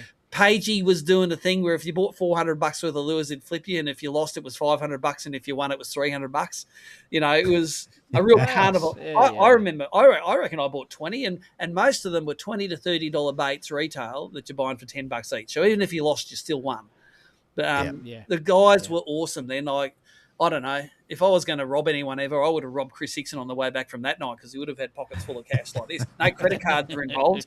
And everyone ended up with all of their favourite baits at the right price and gave him a real good cash injection when they needed it. So ABT anglers are very generous. 100%. And the river itself it's at that time of year, it'll be a good top water bite. You'll be throwing cicadas and poppers, and whether you're fishing the racks down the bottom or the brackish reaches up the top, the bream will be all the way through the system. So, okay. You fished it a few times, I guess. You ever caught a Dewey out of there? I haven't, but I've seen them on the sounder before. I've seen them in bream tournaments going. I'm not going to mess with them now because they're all pretty big. It's been fishing really well since the flood, not necessarily for bream, but for dewies and bass and all sorts of stuff. And Chris said we're only ever a school of fish away from coming in the mouth and making it fish awesome again. So for me, it's a variable location. The last time we were there must have been maybe nearly 10 years ago. I remember donuting day one and then catching the second heaviest bag of the tournament on day two. Like it's I think it rewarded when all my go-to spots and we've been running events at Tari ever since ABT started up until maybe 10 years ago. When the old spots didn't work, I went exploring. And when I went exploring, I found all these awesome fish in places that I never thought they'd really be. The reason why we used to go to Tari all the time, there was a mayor of Tari. His name was Mick Tuck, and he was a keen fisherman, and he'd always give ABT a contribution and not charge us any council fees to run the stuff. So it was always tempting for us to go there. And unfortunately, poor old Mick died. And ever since Mick died, the council was a bit, oh, no, we don't like fishing as much as we probably should. Recently, though, the council's got an appetite for it again, and they're making our life easy to come to town. So we're going to enjoy bringing it back there and hubbing it out of Manning River Marine. So good stuff. All right. So then we move into December. So 11, 12, 13, I think. And we're going to one of my most favourite places to wrap up the year for the Bream circuit. Tell us where we're off to, Steve. We are, of course, off to Foster. We haven't been there for a grand final, especially a grand final in the summer since 2013. Now, the cool thing about Foster is you could win it from any part of that arena. It could be the rivers, could be the lake, could be the racks. In 2013, I was leading that on day one, fishing way up the rivers with crankbaits. Day two, Tristan Taylor took the lead. He was in the lake fishing top waters. And then on day three, Russ Babacool fished some secret rack in the paddock and he whacked a giant bag and won the Bass Cat at the end of the day. So to me, that time of year is when the arena fishes the biggest. So anywhere from the top of the lake to the top of the river to the mouth of Foster might win you that boat. And this year, it'll be like last year, it'll be not much change out of $100,000 if you wanted to buy the prize boat brand new off the shelf. So it'll have all the live scope stuff in it, the lithium batteries, beautiful boat on a trailer, all the bells and whistles. And some lucky person is going to, like Cromwell last year, is going to win that thing. So we're looking forward to that. I think everyone that fishes the Bream Tour, no matter whether they're from Victoria, Queensland, WA, wherever, is going to want to be at Foster for that week. 100%. 100%. What I do think, having it that time of year, it does spread the field out. Like a lot of the times when we're down there, like they are concentrated down the bottom, but like you said, being able to travel up in there's a lot of river up there. So. Yeah, and throwing cicadas around or crankbaits, it's like literally like you dip out of your box, you could probably win the grand final of that if you're good enough. So, well, you can't ask for more in a grand. It's probably the latest we've run a grand final for years, but the later it is, the better the top order is. So there may have been a bit of Morgan influence in that. Fair enough. And I think it's cool. Like you said, it is quite late. So people will be not on holidays yet. So it'll be probably one of the better times to be up there. Just before the terrorists get in. That's it. All right. And I think that wraps up a pretty awesome year of ABT. I can't wait to see who ends up on top, whether Healy can come back and smash it this year or Cromo can come and take out a grand final or AOY. So, yeah, lots of good stuff coming. it'll be fun to try. Let's enjoy it. 10-hole Very, events right there.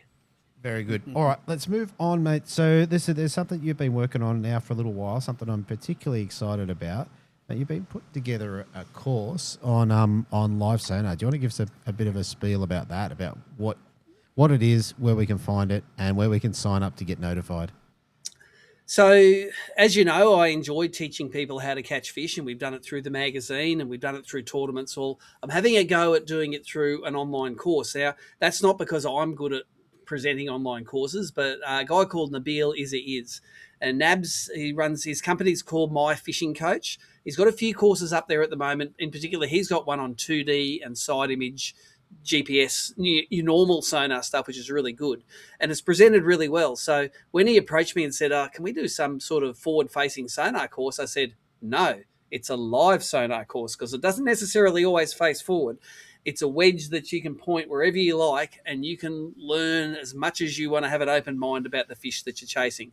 So the live sonar course will be on My Fishing Coach, and it's a compilation of all of the recordings. Of course, if you watch my live streams and my highlights, I do embed my sonar into the live stuff a lot, and I record the live sonar a lot because I love watching it through, especially in fast motion, to see how the fish behave. So I've got 4 or 5 years worth of that recordings compiled, and Nabs helped us shoot all the back end of it. So we've structured it all into a course. It doesn't matter if you've got Humminbird, Garmin, or Lowrance. We cover all of those ones because I have all 3 brands on my boat. We tell you the theory, but importantly, I'll then show you what fish look like. And then the real missing link, I suppose, is how do you turn fish that you see on your sounder into fish that you hook up? And it's all about putting your lure and the fish in the same place. I've got a lot of tips on how to tweak your gear so you see the lure the best, how to tweak your gear so you see the fish the best, and then give you some hints on what to do when you're throwing at them and you're not catching them. Because I went through that phase in barramundi. I found barramundi on live sonar, I reckon, before anyone else on perspective mode out in the middle. It took me a year to work out how to catch those things. And it wasn't until I did a video with Tommy Wood on how he fishes a Samahi Reddick. So I'm going to try that on the live sonar, and the fish absolutely loved it. So what I've worked out is if you can see the fish, there probably is a way to catch it, but it's probably not the traditional way that you've caught fish. And again, examples, barramundi on ultra slow jerk baits, bream in the middle of Barracuda just under the surface in the middle of the lake, bass. The easiest bass to catch is the one that's furthest from your boat. And if you can throw them 100 feet away, they're much more likely to bite than the ones that have come and sat under your boat. Those sort of theories we roll out, and we go into great detail with bream, bass, barra, mulloway, and threadfin salmon. So if any of those sort of tick your boxes, if you're a cod and yellowbelly guy, I don't do a lot of that sort of stuff. The theory's all right, but I don't have lots of worked examples of that. But you can rest assured that in the next few years, I'll be working on that sort of stuff to complete that whole Australian experience for live sonar. Pardon me. If you want to be informed when the course goes live, you just go to My Fishing Coach, go to the course, and you can put your email address in there, and we'll send you an email when it becomes live. There's no obligation. If you just want to know when it comes out, sign up there. It'll be around that $300 mark, and you'll be able to access it from now forevermore. And I intend to be updating it all year. I'm getting great live sonar stuff. I package them into what I call shorts that are 1 to 3 minute little sections, certain lure, certain species, certain view. And I'm just going to keep on adding to that library of references that you've got. So if you've spent 10 grand on a live sonar and you're struggling with it, might be a good $300 to spend. If you're already good at live sonar and you want to know all the secrets that I use, they're all in there. They're also available for free on my YouTube channel if you want to watch 1,000 hours of live streams. But I think we've packaged it so that if you're time poor and you want to get more value from your investment, maybe I can help you. Fair enough. And for if anglers have got a specific problem, not that it's a problem, I haven't used the perspective or the mode on my AT2. Do you show how to set that unit up and what the settings are? And go through what some of the common problems are. Like I've jumped on a lot of people's boats that say, can you please help me set up my live sonar? And the main thing that they can't do is they can't see their lure splash down, because live sonar comes down to this. I can see the fish. I can see the lure. Let's bring them together.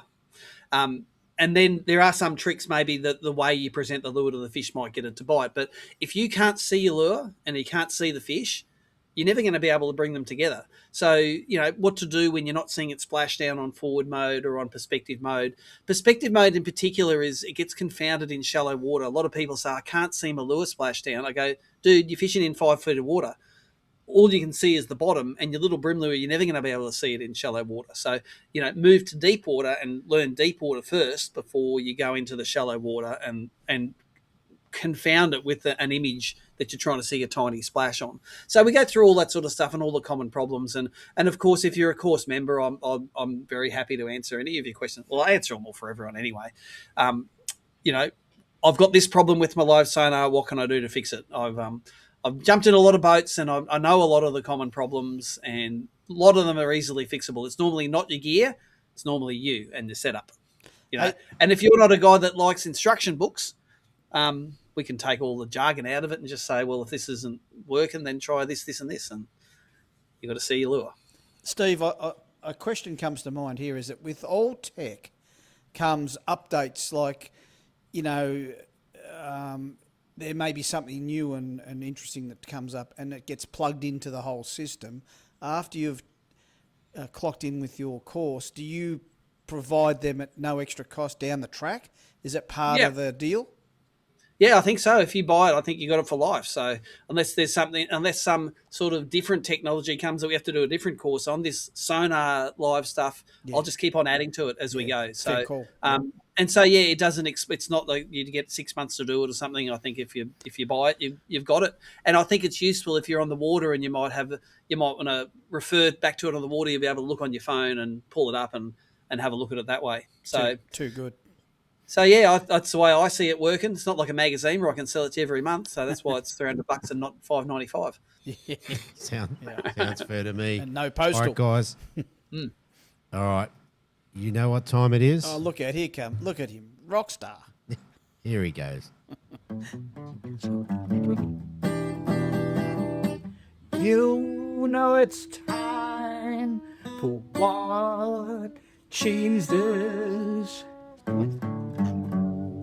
me off. Oh yeah. There you go. Cheeses me off. Yeah. All right. Who's been cheesed off this month? I'll go a little bit. It's not as jovial as you normally, Deethy, because I've got to tell you what really cheeses me off over the last month or so is those Victorians that, they've had to battle bushfires, and it's just been tragic, and people lost homes and they've lost livestock, which is sad as well, and pets and all sorts of stuff, and so many family memories, and yet those same people over in the western side of Victoria had to put up with floods and had their cars washed out to the ocean and caravan. Like they thought, well, let's go camping, let's get away from this bushfire craziness. We'll try and, put our feet up and have a bit of fun in the sand and the sea. And look what happened, those floods. I'm sure everyone's seen it on TV or via some sort of social media, but that cheeses me off big time. Now, how could nature be so...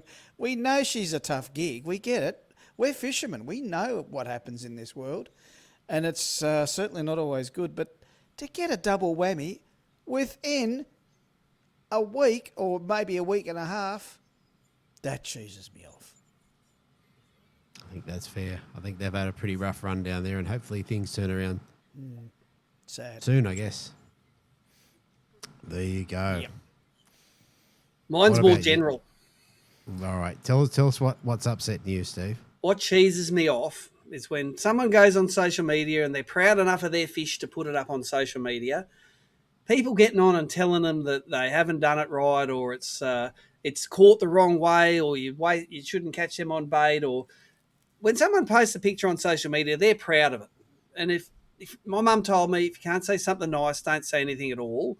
So there's no such thing as a fish which you shouldn't be proud of. If you want to post it on social media, let's be positive to these people and don't be negative. Even if we're jealous, let's just say, well done, mate, and keep on posting, because I'd rather look at photos of fish being posted than memes of Donald Trump. And it could be carp, or it could be anything. Doesn't matter. Could be a wrasse. You might only have carp in your area, in which case go fish for them and be proud of it, because fishing is better than doing lots of other stuff, and let's encourage people to do it. So that's what cheeses me off. People that want to belittle other people that are going fishing. Well said. Fair enough. Well said. Fair enough. And and for me, I haven't got anything specific. You're going to skip a cheese. Oh, I'm going to skip it. I mean, I'm still upset with jet skis and e-bikes and all that sort of stuff, but we're not going to get into that. People are on the wrong side of the footpath. And speaking of e-bikes, I can see one behind you there, but we'll leave that alone. I'm a responsible e-bike rider. That's 10-year-old, that one. I was going to say, you were e-biking when it was not cool. I was e-biking when I didn't have a car, when someone stole all my money. Yes, I remember. I remember. Well, there you go.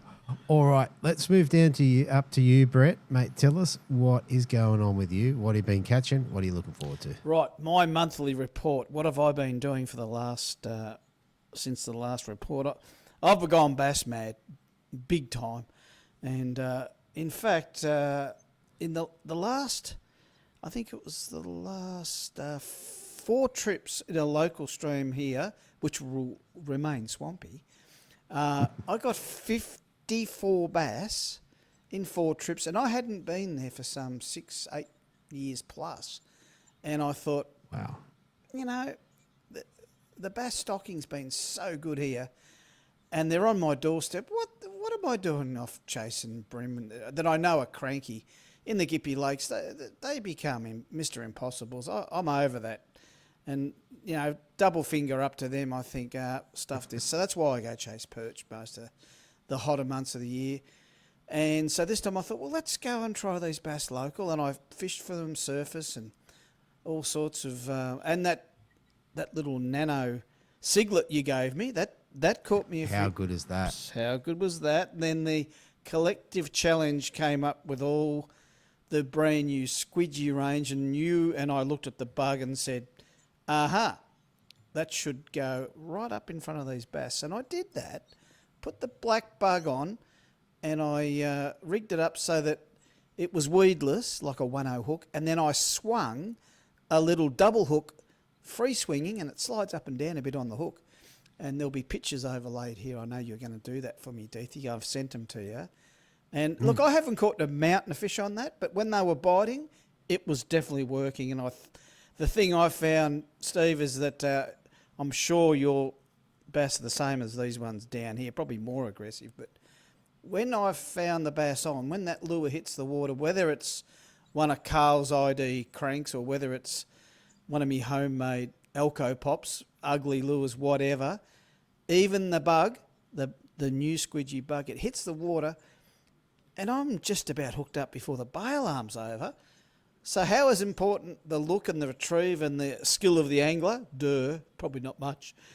Not always. Just sometimes you've got to talk them into it and slow it down and maybe speed it up, which is what I have found really works.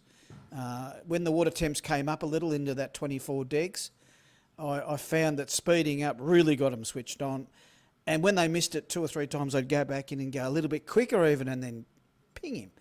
So the bass thing, really, really cool. So that's been a big tick. Look, I also, Deethy, I caught a bream at Lake Tyers recently on the flippin' dice. Now, On the dice. Steve, you've seen this dice thing. Is that the ugliest lure known to mankind? Fish will eat anything, won't they? Oh, And they catch fish all over the world. So, you know, hey, who are we to judge? oh, geez, I tell you what, I was giving it to me by Leon. Leon, he said, "Oh, Brett, you got to catch a fish on this dice." I said, "Oh, that's my lures are ugly enough. Do I have to go even uglier?" Anyway, it worked. So that was a bit of a... I ticked that box as well. I've been down to South Gippy too, and I've caught some beautiful rock flathead. Really good on the fang. Caught squid. Caught a lot of yank flatties. So that's been a bit of a highlight. But just today, before we recorded today, I have revisited Hollands for the first time, probably 5, maybe 6 months. And The report is for those who will be fishing the ABT, and I got online and looked at the entries. I see Mario's there, and who else did I spot? I think there was Alex Franchuk and Betsy. Oh, yep. I think Kenty's come back, and I see me good buddy Beth Harris and her partner. They're also entered. So for those guys specifically, the Straits today were very fishy looking, clean water, lots of jellyfish, high flow. I'm sure you've heard this, Steve, over the years. You know, you can get anything from 1 knot, 2 knots, east, west, or west. It can go either way, but it can flow 6 and 7 knots, like ridiculous. And there is no rhyme or reason. There's definitely no tide involved. So today it was barreling in, coming from Locksport or from Raymond Island, Paynesville area, up to Lake Wellington. So it was what I would call flowing upstream. And it was going at such a rate of knots that all that salty, clean, green and not brown water that I could see had emptied out a little bit into the lake when it really got going.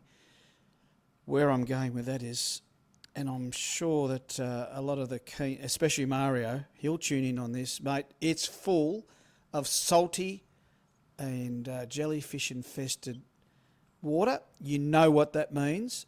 It equals truck bream. And that normally for Gippy Lakes is 1.7s. That didn't happen today. I only got 2 at 38. And I got shredded on a Deethy baby vibe. Oh, no. It's gone to the grave, man. Oh, Not happy. mate. 16 pounder. I know. Gone. Very sad. And it was You should have had 20 pound. well, I'm have to go. Well, I said to Carl, I'm only going to fish his cranks on 28 pound. I don't want to lose those works of art. So anyway, so that was me tail for today. I got one flathead there too. So that tells you how much salt and stuff is pushed up. Outside that, look, yeah, I reckon that nearly pulls me up, Deethy, because I want to hear a little bit about what you've been doing. Yeah. Well, mate, before we move on, there's there's 2 things I want to comment on. Yeah. One is I did see Leon Leong, and I did not know who it was. Oh, Man's had a shave. He has And too. I was like, I wouldn't have known him. was he smiling? Oh, no, I think he's still grumpy. He's still grumpy. He caught a big fish and was unhappy, but He's yeah. a legend. So aside from that, and look, I did see one of ET's reels, which caught my attention because he was doing a game fishing comp up northern New South Wales, I think, and they were using 16 kilo. And I reached out to him, gave him a call, and said, mate, you know I got a mate who fishes for bream with 16 kilo. 8 kilo. And That's 16 pound. 8 kilo, sorry. Yep. 16 pound. 8 kilo, you corrected me correctly. Yeah. So he's an 8 kilo game fishing competition chasing marlin, marlin. and you're chasing bream in Victoria with 8 kilo. And they How haven't good got is beaks. that? That's right. They haven't got sharp And you got teeth. busted off. And you got shredded. done. Yes. Oh, mate. Oh, no. Absolutely amazing. So yeah. All right. What have I been doing? A couple of things I want to talk about is I've done a little bit of fishing where Bradley Sissons has come along and taken some videos. So I did one in the Cooks River that was has already been uploaded. I was using my forward facing, but clearly not as effectively as Steve, but nonetheless, using it and caught some fish, and that was actually a really good day. There was heaps of fish. Actually, it was a frustrating day too because there was heaps of fish, and I couldn't catch them. I mean, don't get me wrong, I got enough fish for the day, but there was a lot more fish there than what I caught. So that was kind of interesting. I think that's where forward facing is really cool because I was saying to Bradley, I'm like, I can see them there. They are stacked. And then occasionally you'd see one peel off and chase your lure down and off you go. So that was cool. So there's a video out on that. But the other one which I'm probably somewhat more excited about is we went down to a secret location down the coast, and Bradley's put together this this teaser for this video. So I'm just going to share that with you now.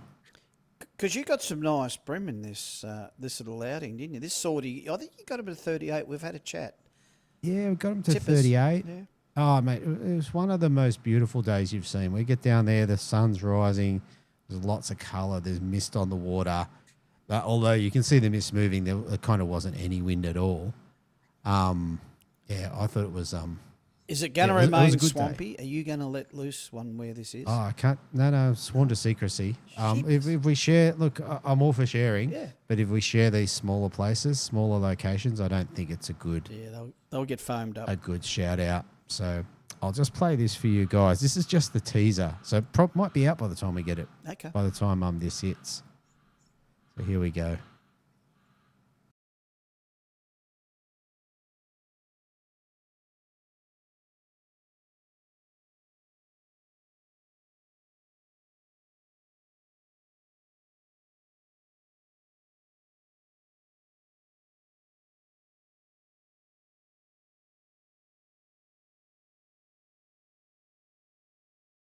So we're obviously doing some filming. We're doing some promotion on the squidgy bugs and stuff, and it was one of the coolest setups because I'd caught a fish on a K-Tech minnow, unweighted. That was good, and I said to Bradley, I said, I'm going to put a bug on and try and rip it across the top and drop it.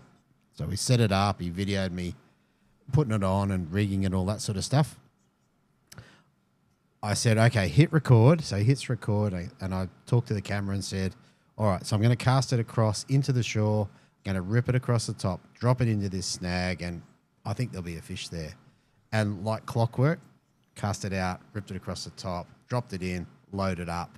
I hit it so hard the fish came out of the water. Beautiful. Which he didn't get on video because he was videoing me, but it was kind of cool. Yeah. So, yeah, something that was kind of fun to be part of. And I think people, at least visually, it was very, very impressive. Look out, Morgo, live stream Deethy. It's moving in. Yeah. Yeah. Yeah, you know, Nice when a plan comes together. exactly. It was really fun. And you know what it's like, as soon as you turn the camera on, you can't catch them. So, yeah.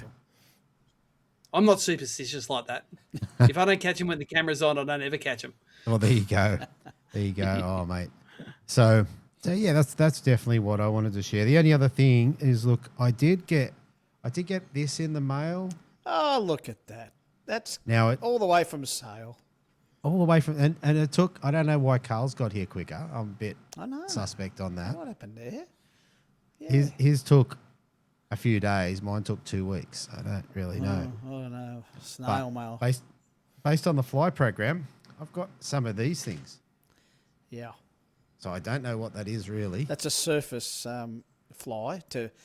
You could target a yellowfin brim. It's that foam. I've got a mate that's he is such a good fly tyer. Mick Selzer. Yeah, right. He is a legend. So yeah. I like it. Yeah, I like some of it. those are his creation, some are mine, but there's the pretty ones are his, as you can gather. I'll just show them up quickly Shrimp. because over the next month, I'm going to take these out. And you can throw them, like take the squidgy off, just put the fly on.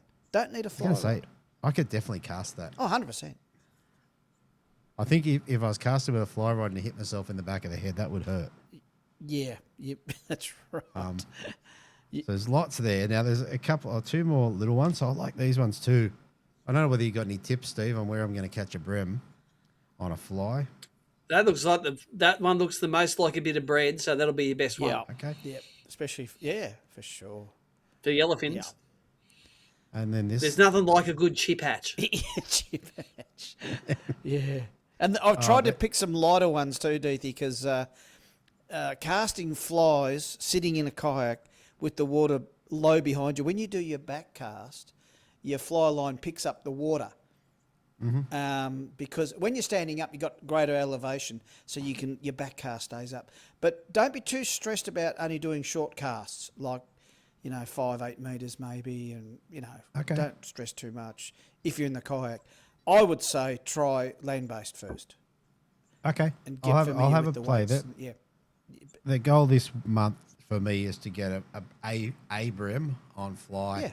You sent me a couple other things. So this is the Twitch. Yep. Oh, the Twitch 40. Hurricane one. Yeah. With the Stick 40 Stick 40. Stick 40. That's with the double hooks on the back. Yeah, that's. and a little crankbait, which I kind of like. I do like orange bellies. Yep, that's the Hurricane Kaplunk. Oh, I didn't realize it was a hurricane. Yeah, because I used to make my own lures up weighted, and I called them Kaplunks. And when Naughty was putting his range together, he said, Brett, I'm going to pinch that name. I've got a lure that sinks pretty quick. Can I use the name? I said, yep, call them kaplunk. Because when you throw them in, they go, wee, kaplunk, because they're so heavy. And so that's another one. Yeah. There's one more, mate. One more? There's one more. Now, this is probably the most special out of the lot. Okay. So There's it's ugly. a baby vibe, Yeah. but it has been dead set bedazzled. It's been giddified. Oh, mate, it's got a chin weight. I don't know how you made that, but some sort of chin Bit weight. of lead, bit of super glue. That gets it down in your fast flowing water, see? Yeah. When the straights are flowing hard, I'll use that. And one double hook, you won't snag up too much country on the Yeah, bottom. okay. Mate, I'm definitely going to give that a run. Yeah. I know that from fishing the baby vibes up here, I get more fish with a weight on them. Yeah. Like, Yep. I definitely get more fish with a little chin weight. Yeah. And that was like a real shitty eBay job. And in actual fact, they floated when I got them. So, pretty simple. Say it's got a fat head. I know. And do they work? Because when I was using the baby vibes this time last year, when I was banging up all them bream, I got 40 bream in one day. Gippy Lakes on the... Yeah, those, I got them out and thought, these should work now. I'll re-dig them out and I'm hunting around in the box. There's those ones I made. I reckon it'd be nearly 18 years ago I bought them. And they freaking floated, so they're dumb as all. So I had to put a bit of nail polish on to make them look ugly. They're quite pretty. The rattle on that reminds me of a dunk. Yeah. It's got that really deep rattle. Okay. So Yeah. So anyway, give them a go. yeah. Yeah. So that's me. Now, what I want to do is pass back to you, Steve. So the question I've got for you is maybe a 2 or 3 part question. You've been running ABT and BREAM comps and all that sort of stuff for 20 years or so, 25 years. What's changed in that period of time? What sort of changes you've seen in maybe the equipment through to techniques and lures, and what are some standout things there? I think the main thing is life pre and life post cranker crab. I think that's probably been the biggest thing over the years. I think as a whole, all over Australia, the weights went up when cranker crabs were released and people got confident fishing them. And I'll admit, I wasn't an early adopter of cranker crabs. I'm like, I got my ways of fishing. I don't need to do it. Man, as soon as I got onto that cranker crab deal, I was catching bigger fish and more of them. So I think that's the biggest thing. I think bigger lures as well. Back in the early days, when we brought in the first plastics, they were all crappie jigs from the US. They're all like 1 to 1.5 inch soft plastics, and we routinely now use plastics that are double that size. And that's not maybe a thing from right modern, but from around 5 or 6 years on, we started using bigger and bigger baits for them. I think our top order stuff has got more and more complicated. They started off just being a tiny little baby torpedo, or one with no, a cylinder of something that floated was the top order lures back in the day, but now it's cicadas and bent minnows and pink grubs on the top. There's all sorts of ways that top orders just sort of exploded. And I just think we're learning that if you present something that's small enough in the right area, those bream, they'll even eat those stupid dice lures. That just looks like a little block of cheese that's got 5 bits of weed hanging off it. Don't knock the dice. So, I'm not knocking it. I'm just saying that maybe our standards are too high. Good call. So maybe when I've got weed on my lure, I should just leave it there. Maybe. It'll look like a dice. So I think that back in the old days, we'd have 2 rods on the deck, and nowadays you could easily have 15 rods on the deck, and everyone would have a different sort of lure on it, and they would all catch bream in the right situation. And who would think a bream would eat a black bit of metal or something that represents a mussel? Come on. That's right. And look, nowadays the mussels are big, but I think that we weren't surprised by the mussel. When the realistic crab was so effective, then the mussel was always sort of going to work. I think what personally I fish a lot more, especially with the live sonar stuff, is I'm a real fan of bream lures with 2 trebles on them. And for me, I'll go through the theory. A bream that eats a lure with 2 little number 16s on it, as it eats it, it's hooking itself up. It's trying to spit it out. It's getting tangled in its mouth. And if it does spit it out, especially yellowfin, there's usually another one there that wants to eat it anyway. So with the live sonar stuff, when live sonar's not, it's a couple of fractions of second delayed, and you're always a little bit behind the ball. So I want a lure that when a fish eats it, it's going to sort of stay there long enough for me to wind that fish on.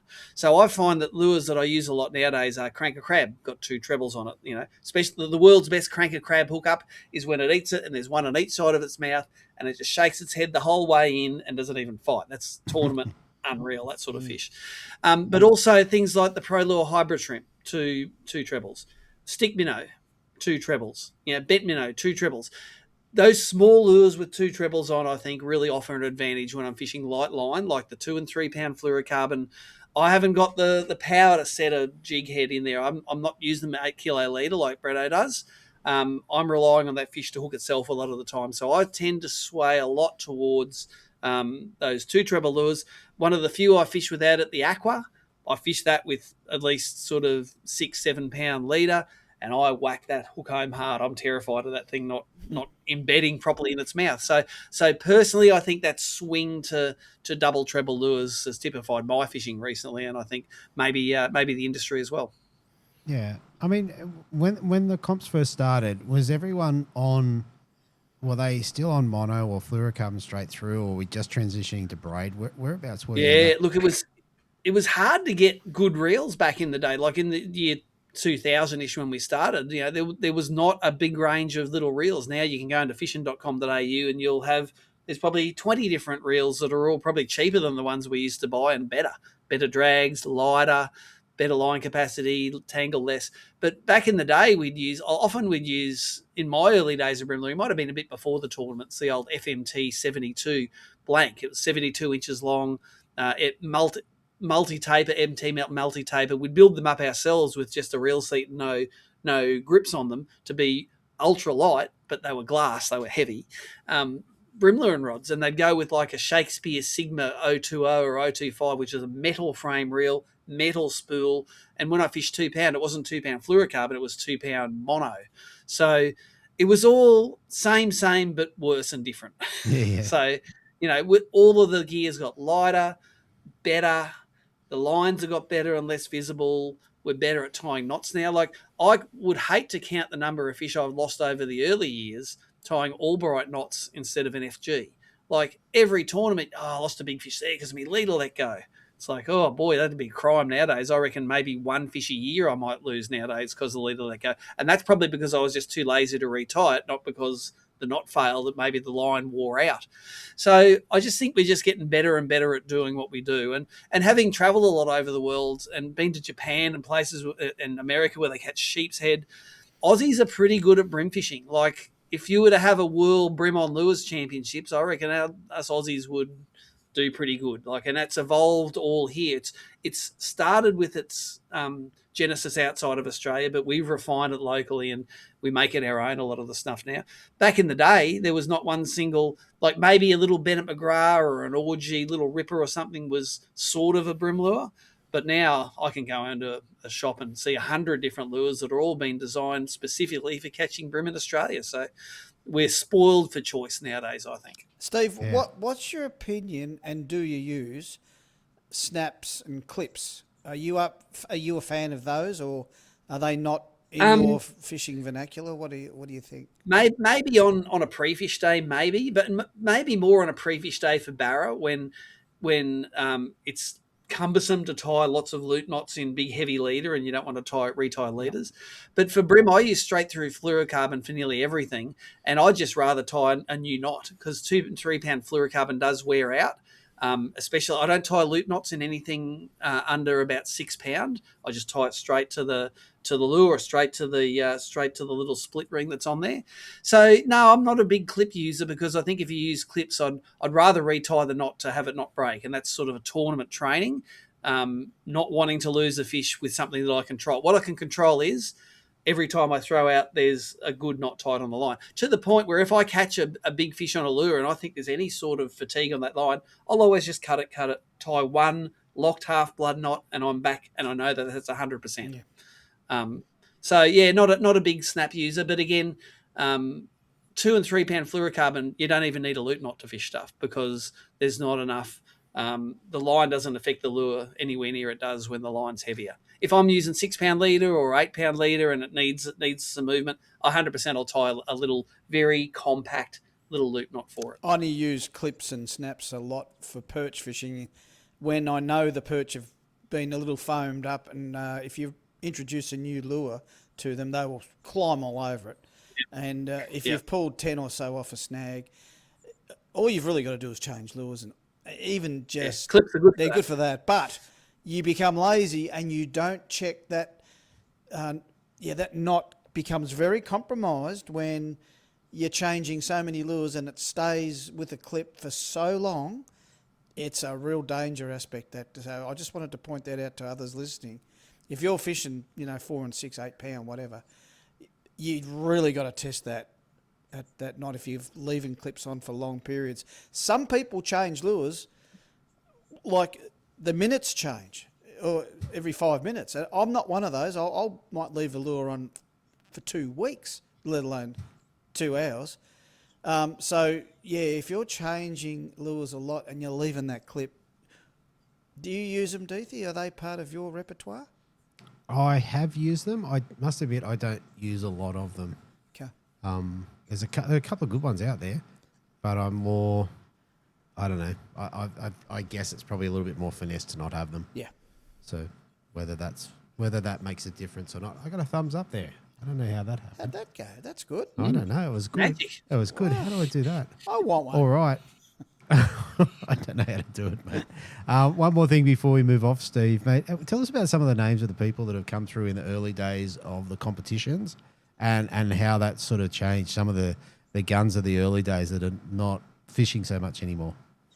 Yeah, you go looking through the old printed tournament guides. Our first one was in 2003 that we printed and inserted into the magazines. And I'm pretty sure in that one, the highest money winner at the time was Steve Starling. And ABT was you either loved it or hated it if you're a fishing journalist, because back then there was no social media. And if you wanted to be known as a good fisherman, you had to get in a magazine and write and tell everyone you're a good fisherman. That's how you did it. Tournaments weren't a way of recognising good fishermen, and that's something I wanted to change in the industry. So I had journos that would run and never want to fish a tournament ever because they might disrupt the narrative that they're the best fishermen on the planet. But there were guys like Starlow, Ian Miller, Bushy, guys like Chris Wright, who would come and put the egos and the reputations on the line to fish a tournament, and all of those guys were really good at it. Back in the early days of ABT, I think it was a year or two in before we broke the 5 kilo mark. That was like Bushy caught 5 kilos once, like at Holland's Landing after starting in the Nico, and he was only in a 3.8 meter boat. That was like Old Man in the Sea style stuff, that 5 kilo limit. Captain Kev caught a 5 kilo limit in Malakuta once, and they were the 2 early 5 kilo limits that I remember, and they were like the gods at the time, and they were the records at the time. But since we've seen the fisheries improve, we've got better at it. Maybe personally, I've caught 20 or 25 5 kilo limits now, and it's not you're not getting patted on the back at the Meetung Hotel when you've got a 5 kilo limit anymore. You've got to be a 6 point something kilo limit till people raise the bar. But guys like Chris Cleaver, he started off as he did his tournament experience, started off as a nonny, ended up winning a few boats. Matty Fraser from Bramble Lures, people may not know, he was a previous grand final champion in the day. And back in the early days, I think for the first, must have been 4 or 5 years of BREAM tournaments, Queenslanders won the grand final and won the boat or won the prize at the end of it. It was a real thing that you got to be a Queenslander to win a grand final. So the early days were pretty cool. There weren't many tournaments around. We'd travel a lot more, I think. It was nothing if we're going to run a tournament in Docklands, half a dozen boats from Queensland to drive down. Now they don't have to. They can fish local tournaments, and the Vics can fish their local tournaments. So we've become a little bit less inclined to travel, which is cool because we can satisfy it all locally. But definitely the number of brimmers now has exploded. Back in the early days, there was probably maybe 10 guys who, if they won a tournament, you think, oh yeah, they've got the ability to win it. Now we go to Gippsland. I look through the list. I go, to be honest, every single person in that field can win it. They all, if they have a day and they have the time, they're going to be at the top of that leaderboard at the end of the day. So general skill levels are now up. But good on the Starlows of old for putting their balls on the line and backing it up with results. I reckon that's awesome. Yeah, Very, good very call. good. Yeah, for sure. Very good. All right. I reckon we've got one more thing to do. Now, we need to see who is the biggest buffhead, and we'll run through and have a crack at that. So let's get the wheel up. Now, Steve, since you're the new guest, mate, you're going to tell us about something dumb that you've done.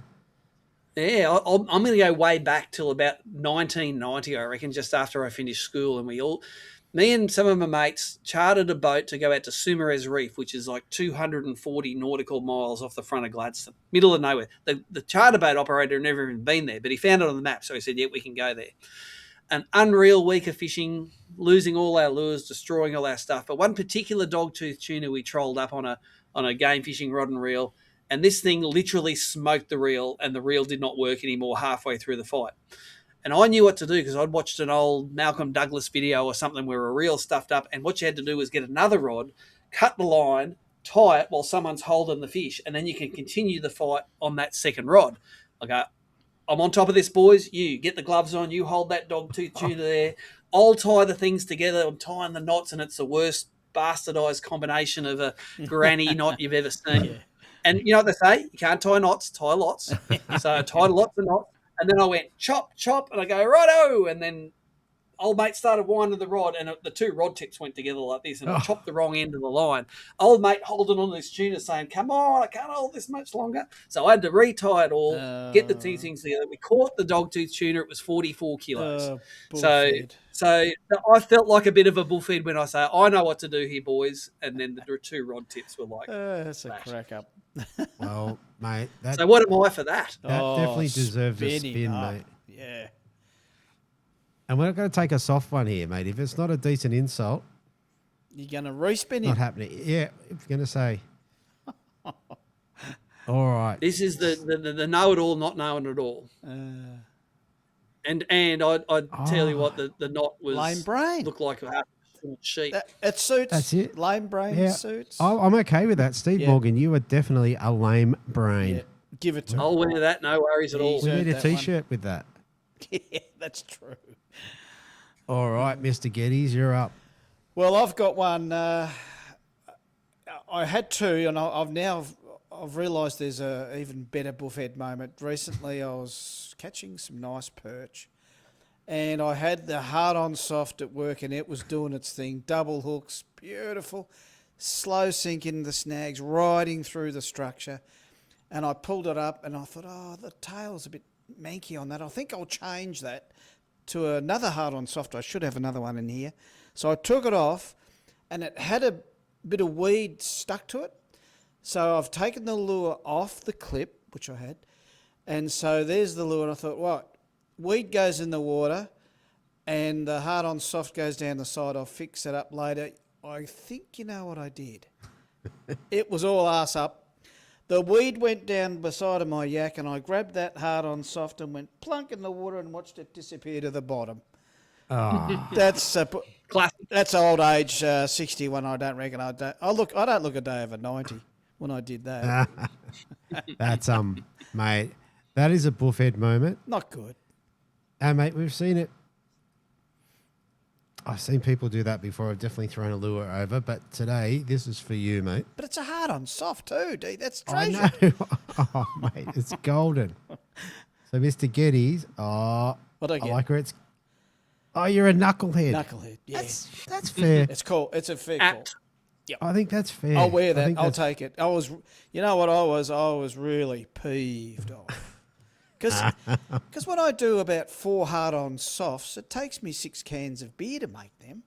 I've got to, it's diligent. It takes me a long time. Very expensive lure, mate. They are. Yep. So all anyway, right, that's mate. me. The last one I'm going to spin up, and you guys are not going to be ready for this. So this one's Mr. Jamie Cole, part of the collective. Yeah. So he goes down to his local waterway. I don't know whether he was launching or packing up. Walks under the lamppost. Gets crapped on by a pelican. So that's a fair dump. That's got to be pretty nasty. You imagine the fishy smell coming out of them. Jeepers. Anyway, so he's washing his hair at the tap, puts his Makos down, his $300 Makos, leaves them at the ramp. Ooh. So gets crapped on by a pelican, Painful. leaves his... That is a dead set buffhead moment. Is it supposed to be good luck? Oh, everyone says that. Too big I a dump. don't- Nah, it's too big. No, I don't buy that's it. like a bucket of fish tipped on your head. And that's become deer shit too. Oh, 300. it's horrible. It's horrible stuff. Terrible. So this one's for Jamie for getting crapped on by a pelican and then leaving his sunglasses at the ramp. Be good if They would've Shithead was smelled- there. Oh, it's close. Oh, he's a blunderer. Blunderer. So Okay. Jamie, yeah. you're a blunderer. Yeah. Let him, I think it's a bit of a blunder. yep, it's maybe a touch. He stumbled where he shouldn't have been. Exactly. Exactly. Well, there you go. So Good that's fun. it Good fun. for Gone Full Buffhead for this month. Lovely. And with that, I think we're going to just about call this to a close. Right. Let's. Is anything we've missed? Anything we've forgotten? All I know is it's been a pleasure to meet you, Steve. Finally, after all these years, you've been my boss for all that time. You got me where I am in the whole world of fishing. I would not have met my good buddy here, Deeth, if it wasn't for you in a roundabout way, because I wouldn't have had the exposure and the. Oh, I mean, I've been sponsored by so many good people and all through the mags, and I've written for a lot of mags over the years, yes, but Fishing Monthly. I reckon I did about, I think I had about 20 feature articles, and you know, even way back to Ben Sandman, who was doing the Victorian Fishing Monthly. He embraced all my weird and wonderful, stupid ideas and funny lures, and it all got published. And right up to Jackie, when I'd say, Jackie, do you think people would be interested in seeing how to fillet flounder and that sort of stuff? Yeah, Brett, go for it. Why not? So I was always trying to do things left field, and I know I've gained a bit of a name for that, I suppose, but it's only because of you and the mag. Big thanks, mate. And now that I've met you, well, I'm going to now probably invite myself onto your boat next time Gippy Lakes comes round and say, righto, you show me how to catch yellers, and I'll show you how to catch bream on 8 kilo. Fair call, mate. I appreciate that. And look, there's a whole swathe of riders all over Australia that we never paid a heap of money for the thing, but we always paid on time. That was our. That wasn't part of it. Yeah, that's right. It was you don't do it for the money because you like seeing yourself in print and you like sharing the knowledge. So no, it was a. What did we say at the end? We said, "Don't be sad, it's over. Be happy, it happened." And we had a great few decades in there. I've kept 20 years worth of magazines all stacked up on top of each other, and I will not be getting rid of one of them. I really enjoyed it, mate. It was a highlight of it, and it was to do one article and the report for that month. It's never 20 minutes or 40. It's like 3 hours worth more for an article, probably 6 hours. And, people like Brad Hodge and that have been writing for so many years, and the Jamie Robleys of the world, there's a lot of effort gone into compiling all the pictures. Like every time I took pictures, it's like, this could be in the mag, and I used to get bombarded with pictures through email. So you get to meet people doing that. When you request and people are asking you, Brett, I'm coming to Gippy Lakes. Do you want to come and stay with me? I'm at Meetung. Come down. I've read all your articles. Like you're meeting again, as you've already mentioned, long life friends. Because of the mag, my life is completely changed actually, and I thought I'd lost my creative interest, and I really missed it at first. And I was happy that it all happened. Yes, I took that on board. But I was at a bit of a loss. I was a little tad depressed, if the truth be known. Now I can talk on this sort of format, and I'm enjoying it even more. And I don't have to sit in front of that keyboard for 3 hours at a time. Correct. Goodbye Fishing Monthly. It was great, but hello Bream Fishing Project Poddy. Thanks for coming on board. There you go, mate. The difference between yourself and me, Brett, is I actually did do an article for Steve or two. Right. You did yours for 20 years. The magazine thrived. They didn't really need to touch your work. They just put it straight in. Right. Mine, I think they had to doctor up heavily, and then the next month the magazine folded. I wondered why it was, Zeethy. It was you, wasn't it? The magic touch. It's like, you want to do these write-ups? Okay, we're done. Yeah. I was at least proud of that. I know even Nicole when she was filling in, and Jackie. I'm quite sure they were happy with. I will give myself some points for actually writing with full stops and capital letters, because Jackie had informed me sometimes she used to get content that was, oh boy, where does this start and finish? And I think, Steve, you must have seen not a lot of that, but some of that. There were some writers that were a pleasure to sub-edit and others that were laborious, put it that way. They were all good fishermen, but all dropped out of school at different levels, that's all. Yeah, I hope I wasn't too onerous in that regard anyway. Well, there you go. All right, guys, look, I want to thank you both. Brett, as always, mate, pleasure to have you on. Great to have a chat. And Steve, mate, thanks for coming in and sharing. And mate, hopefully this year is going to be one of the best years for ABT, and we'll see what happens at the end of the year. Oh, thanks, fellas. We'll give it a Two red BREAM hot day. legends. Yeah. Thanks for that. All right, we're all done. I'm going to roll the outros. And thanks again, and we'll talk to you next week on the Bream Fishing Project. Thanks, gentlemen.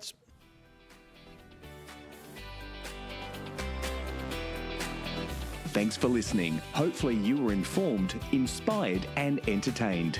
If you were able to learn something or just enjoyed listening, please consider subscribing and rate us on your favourite podcasting platform.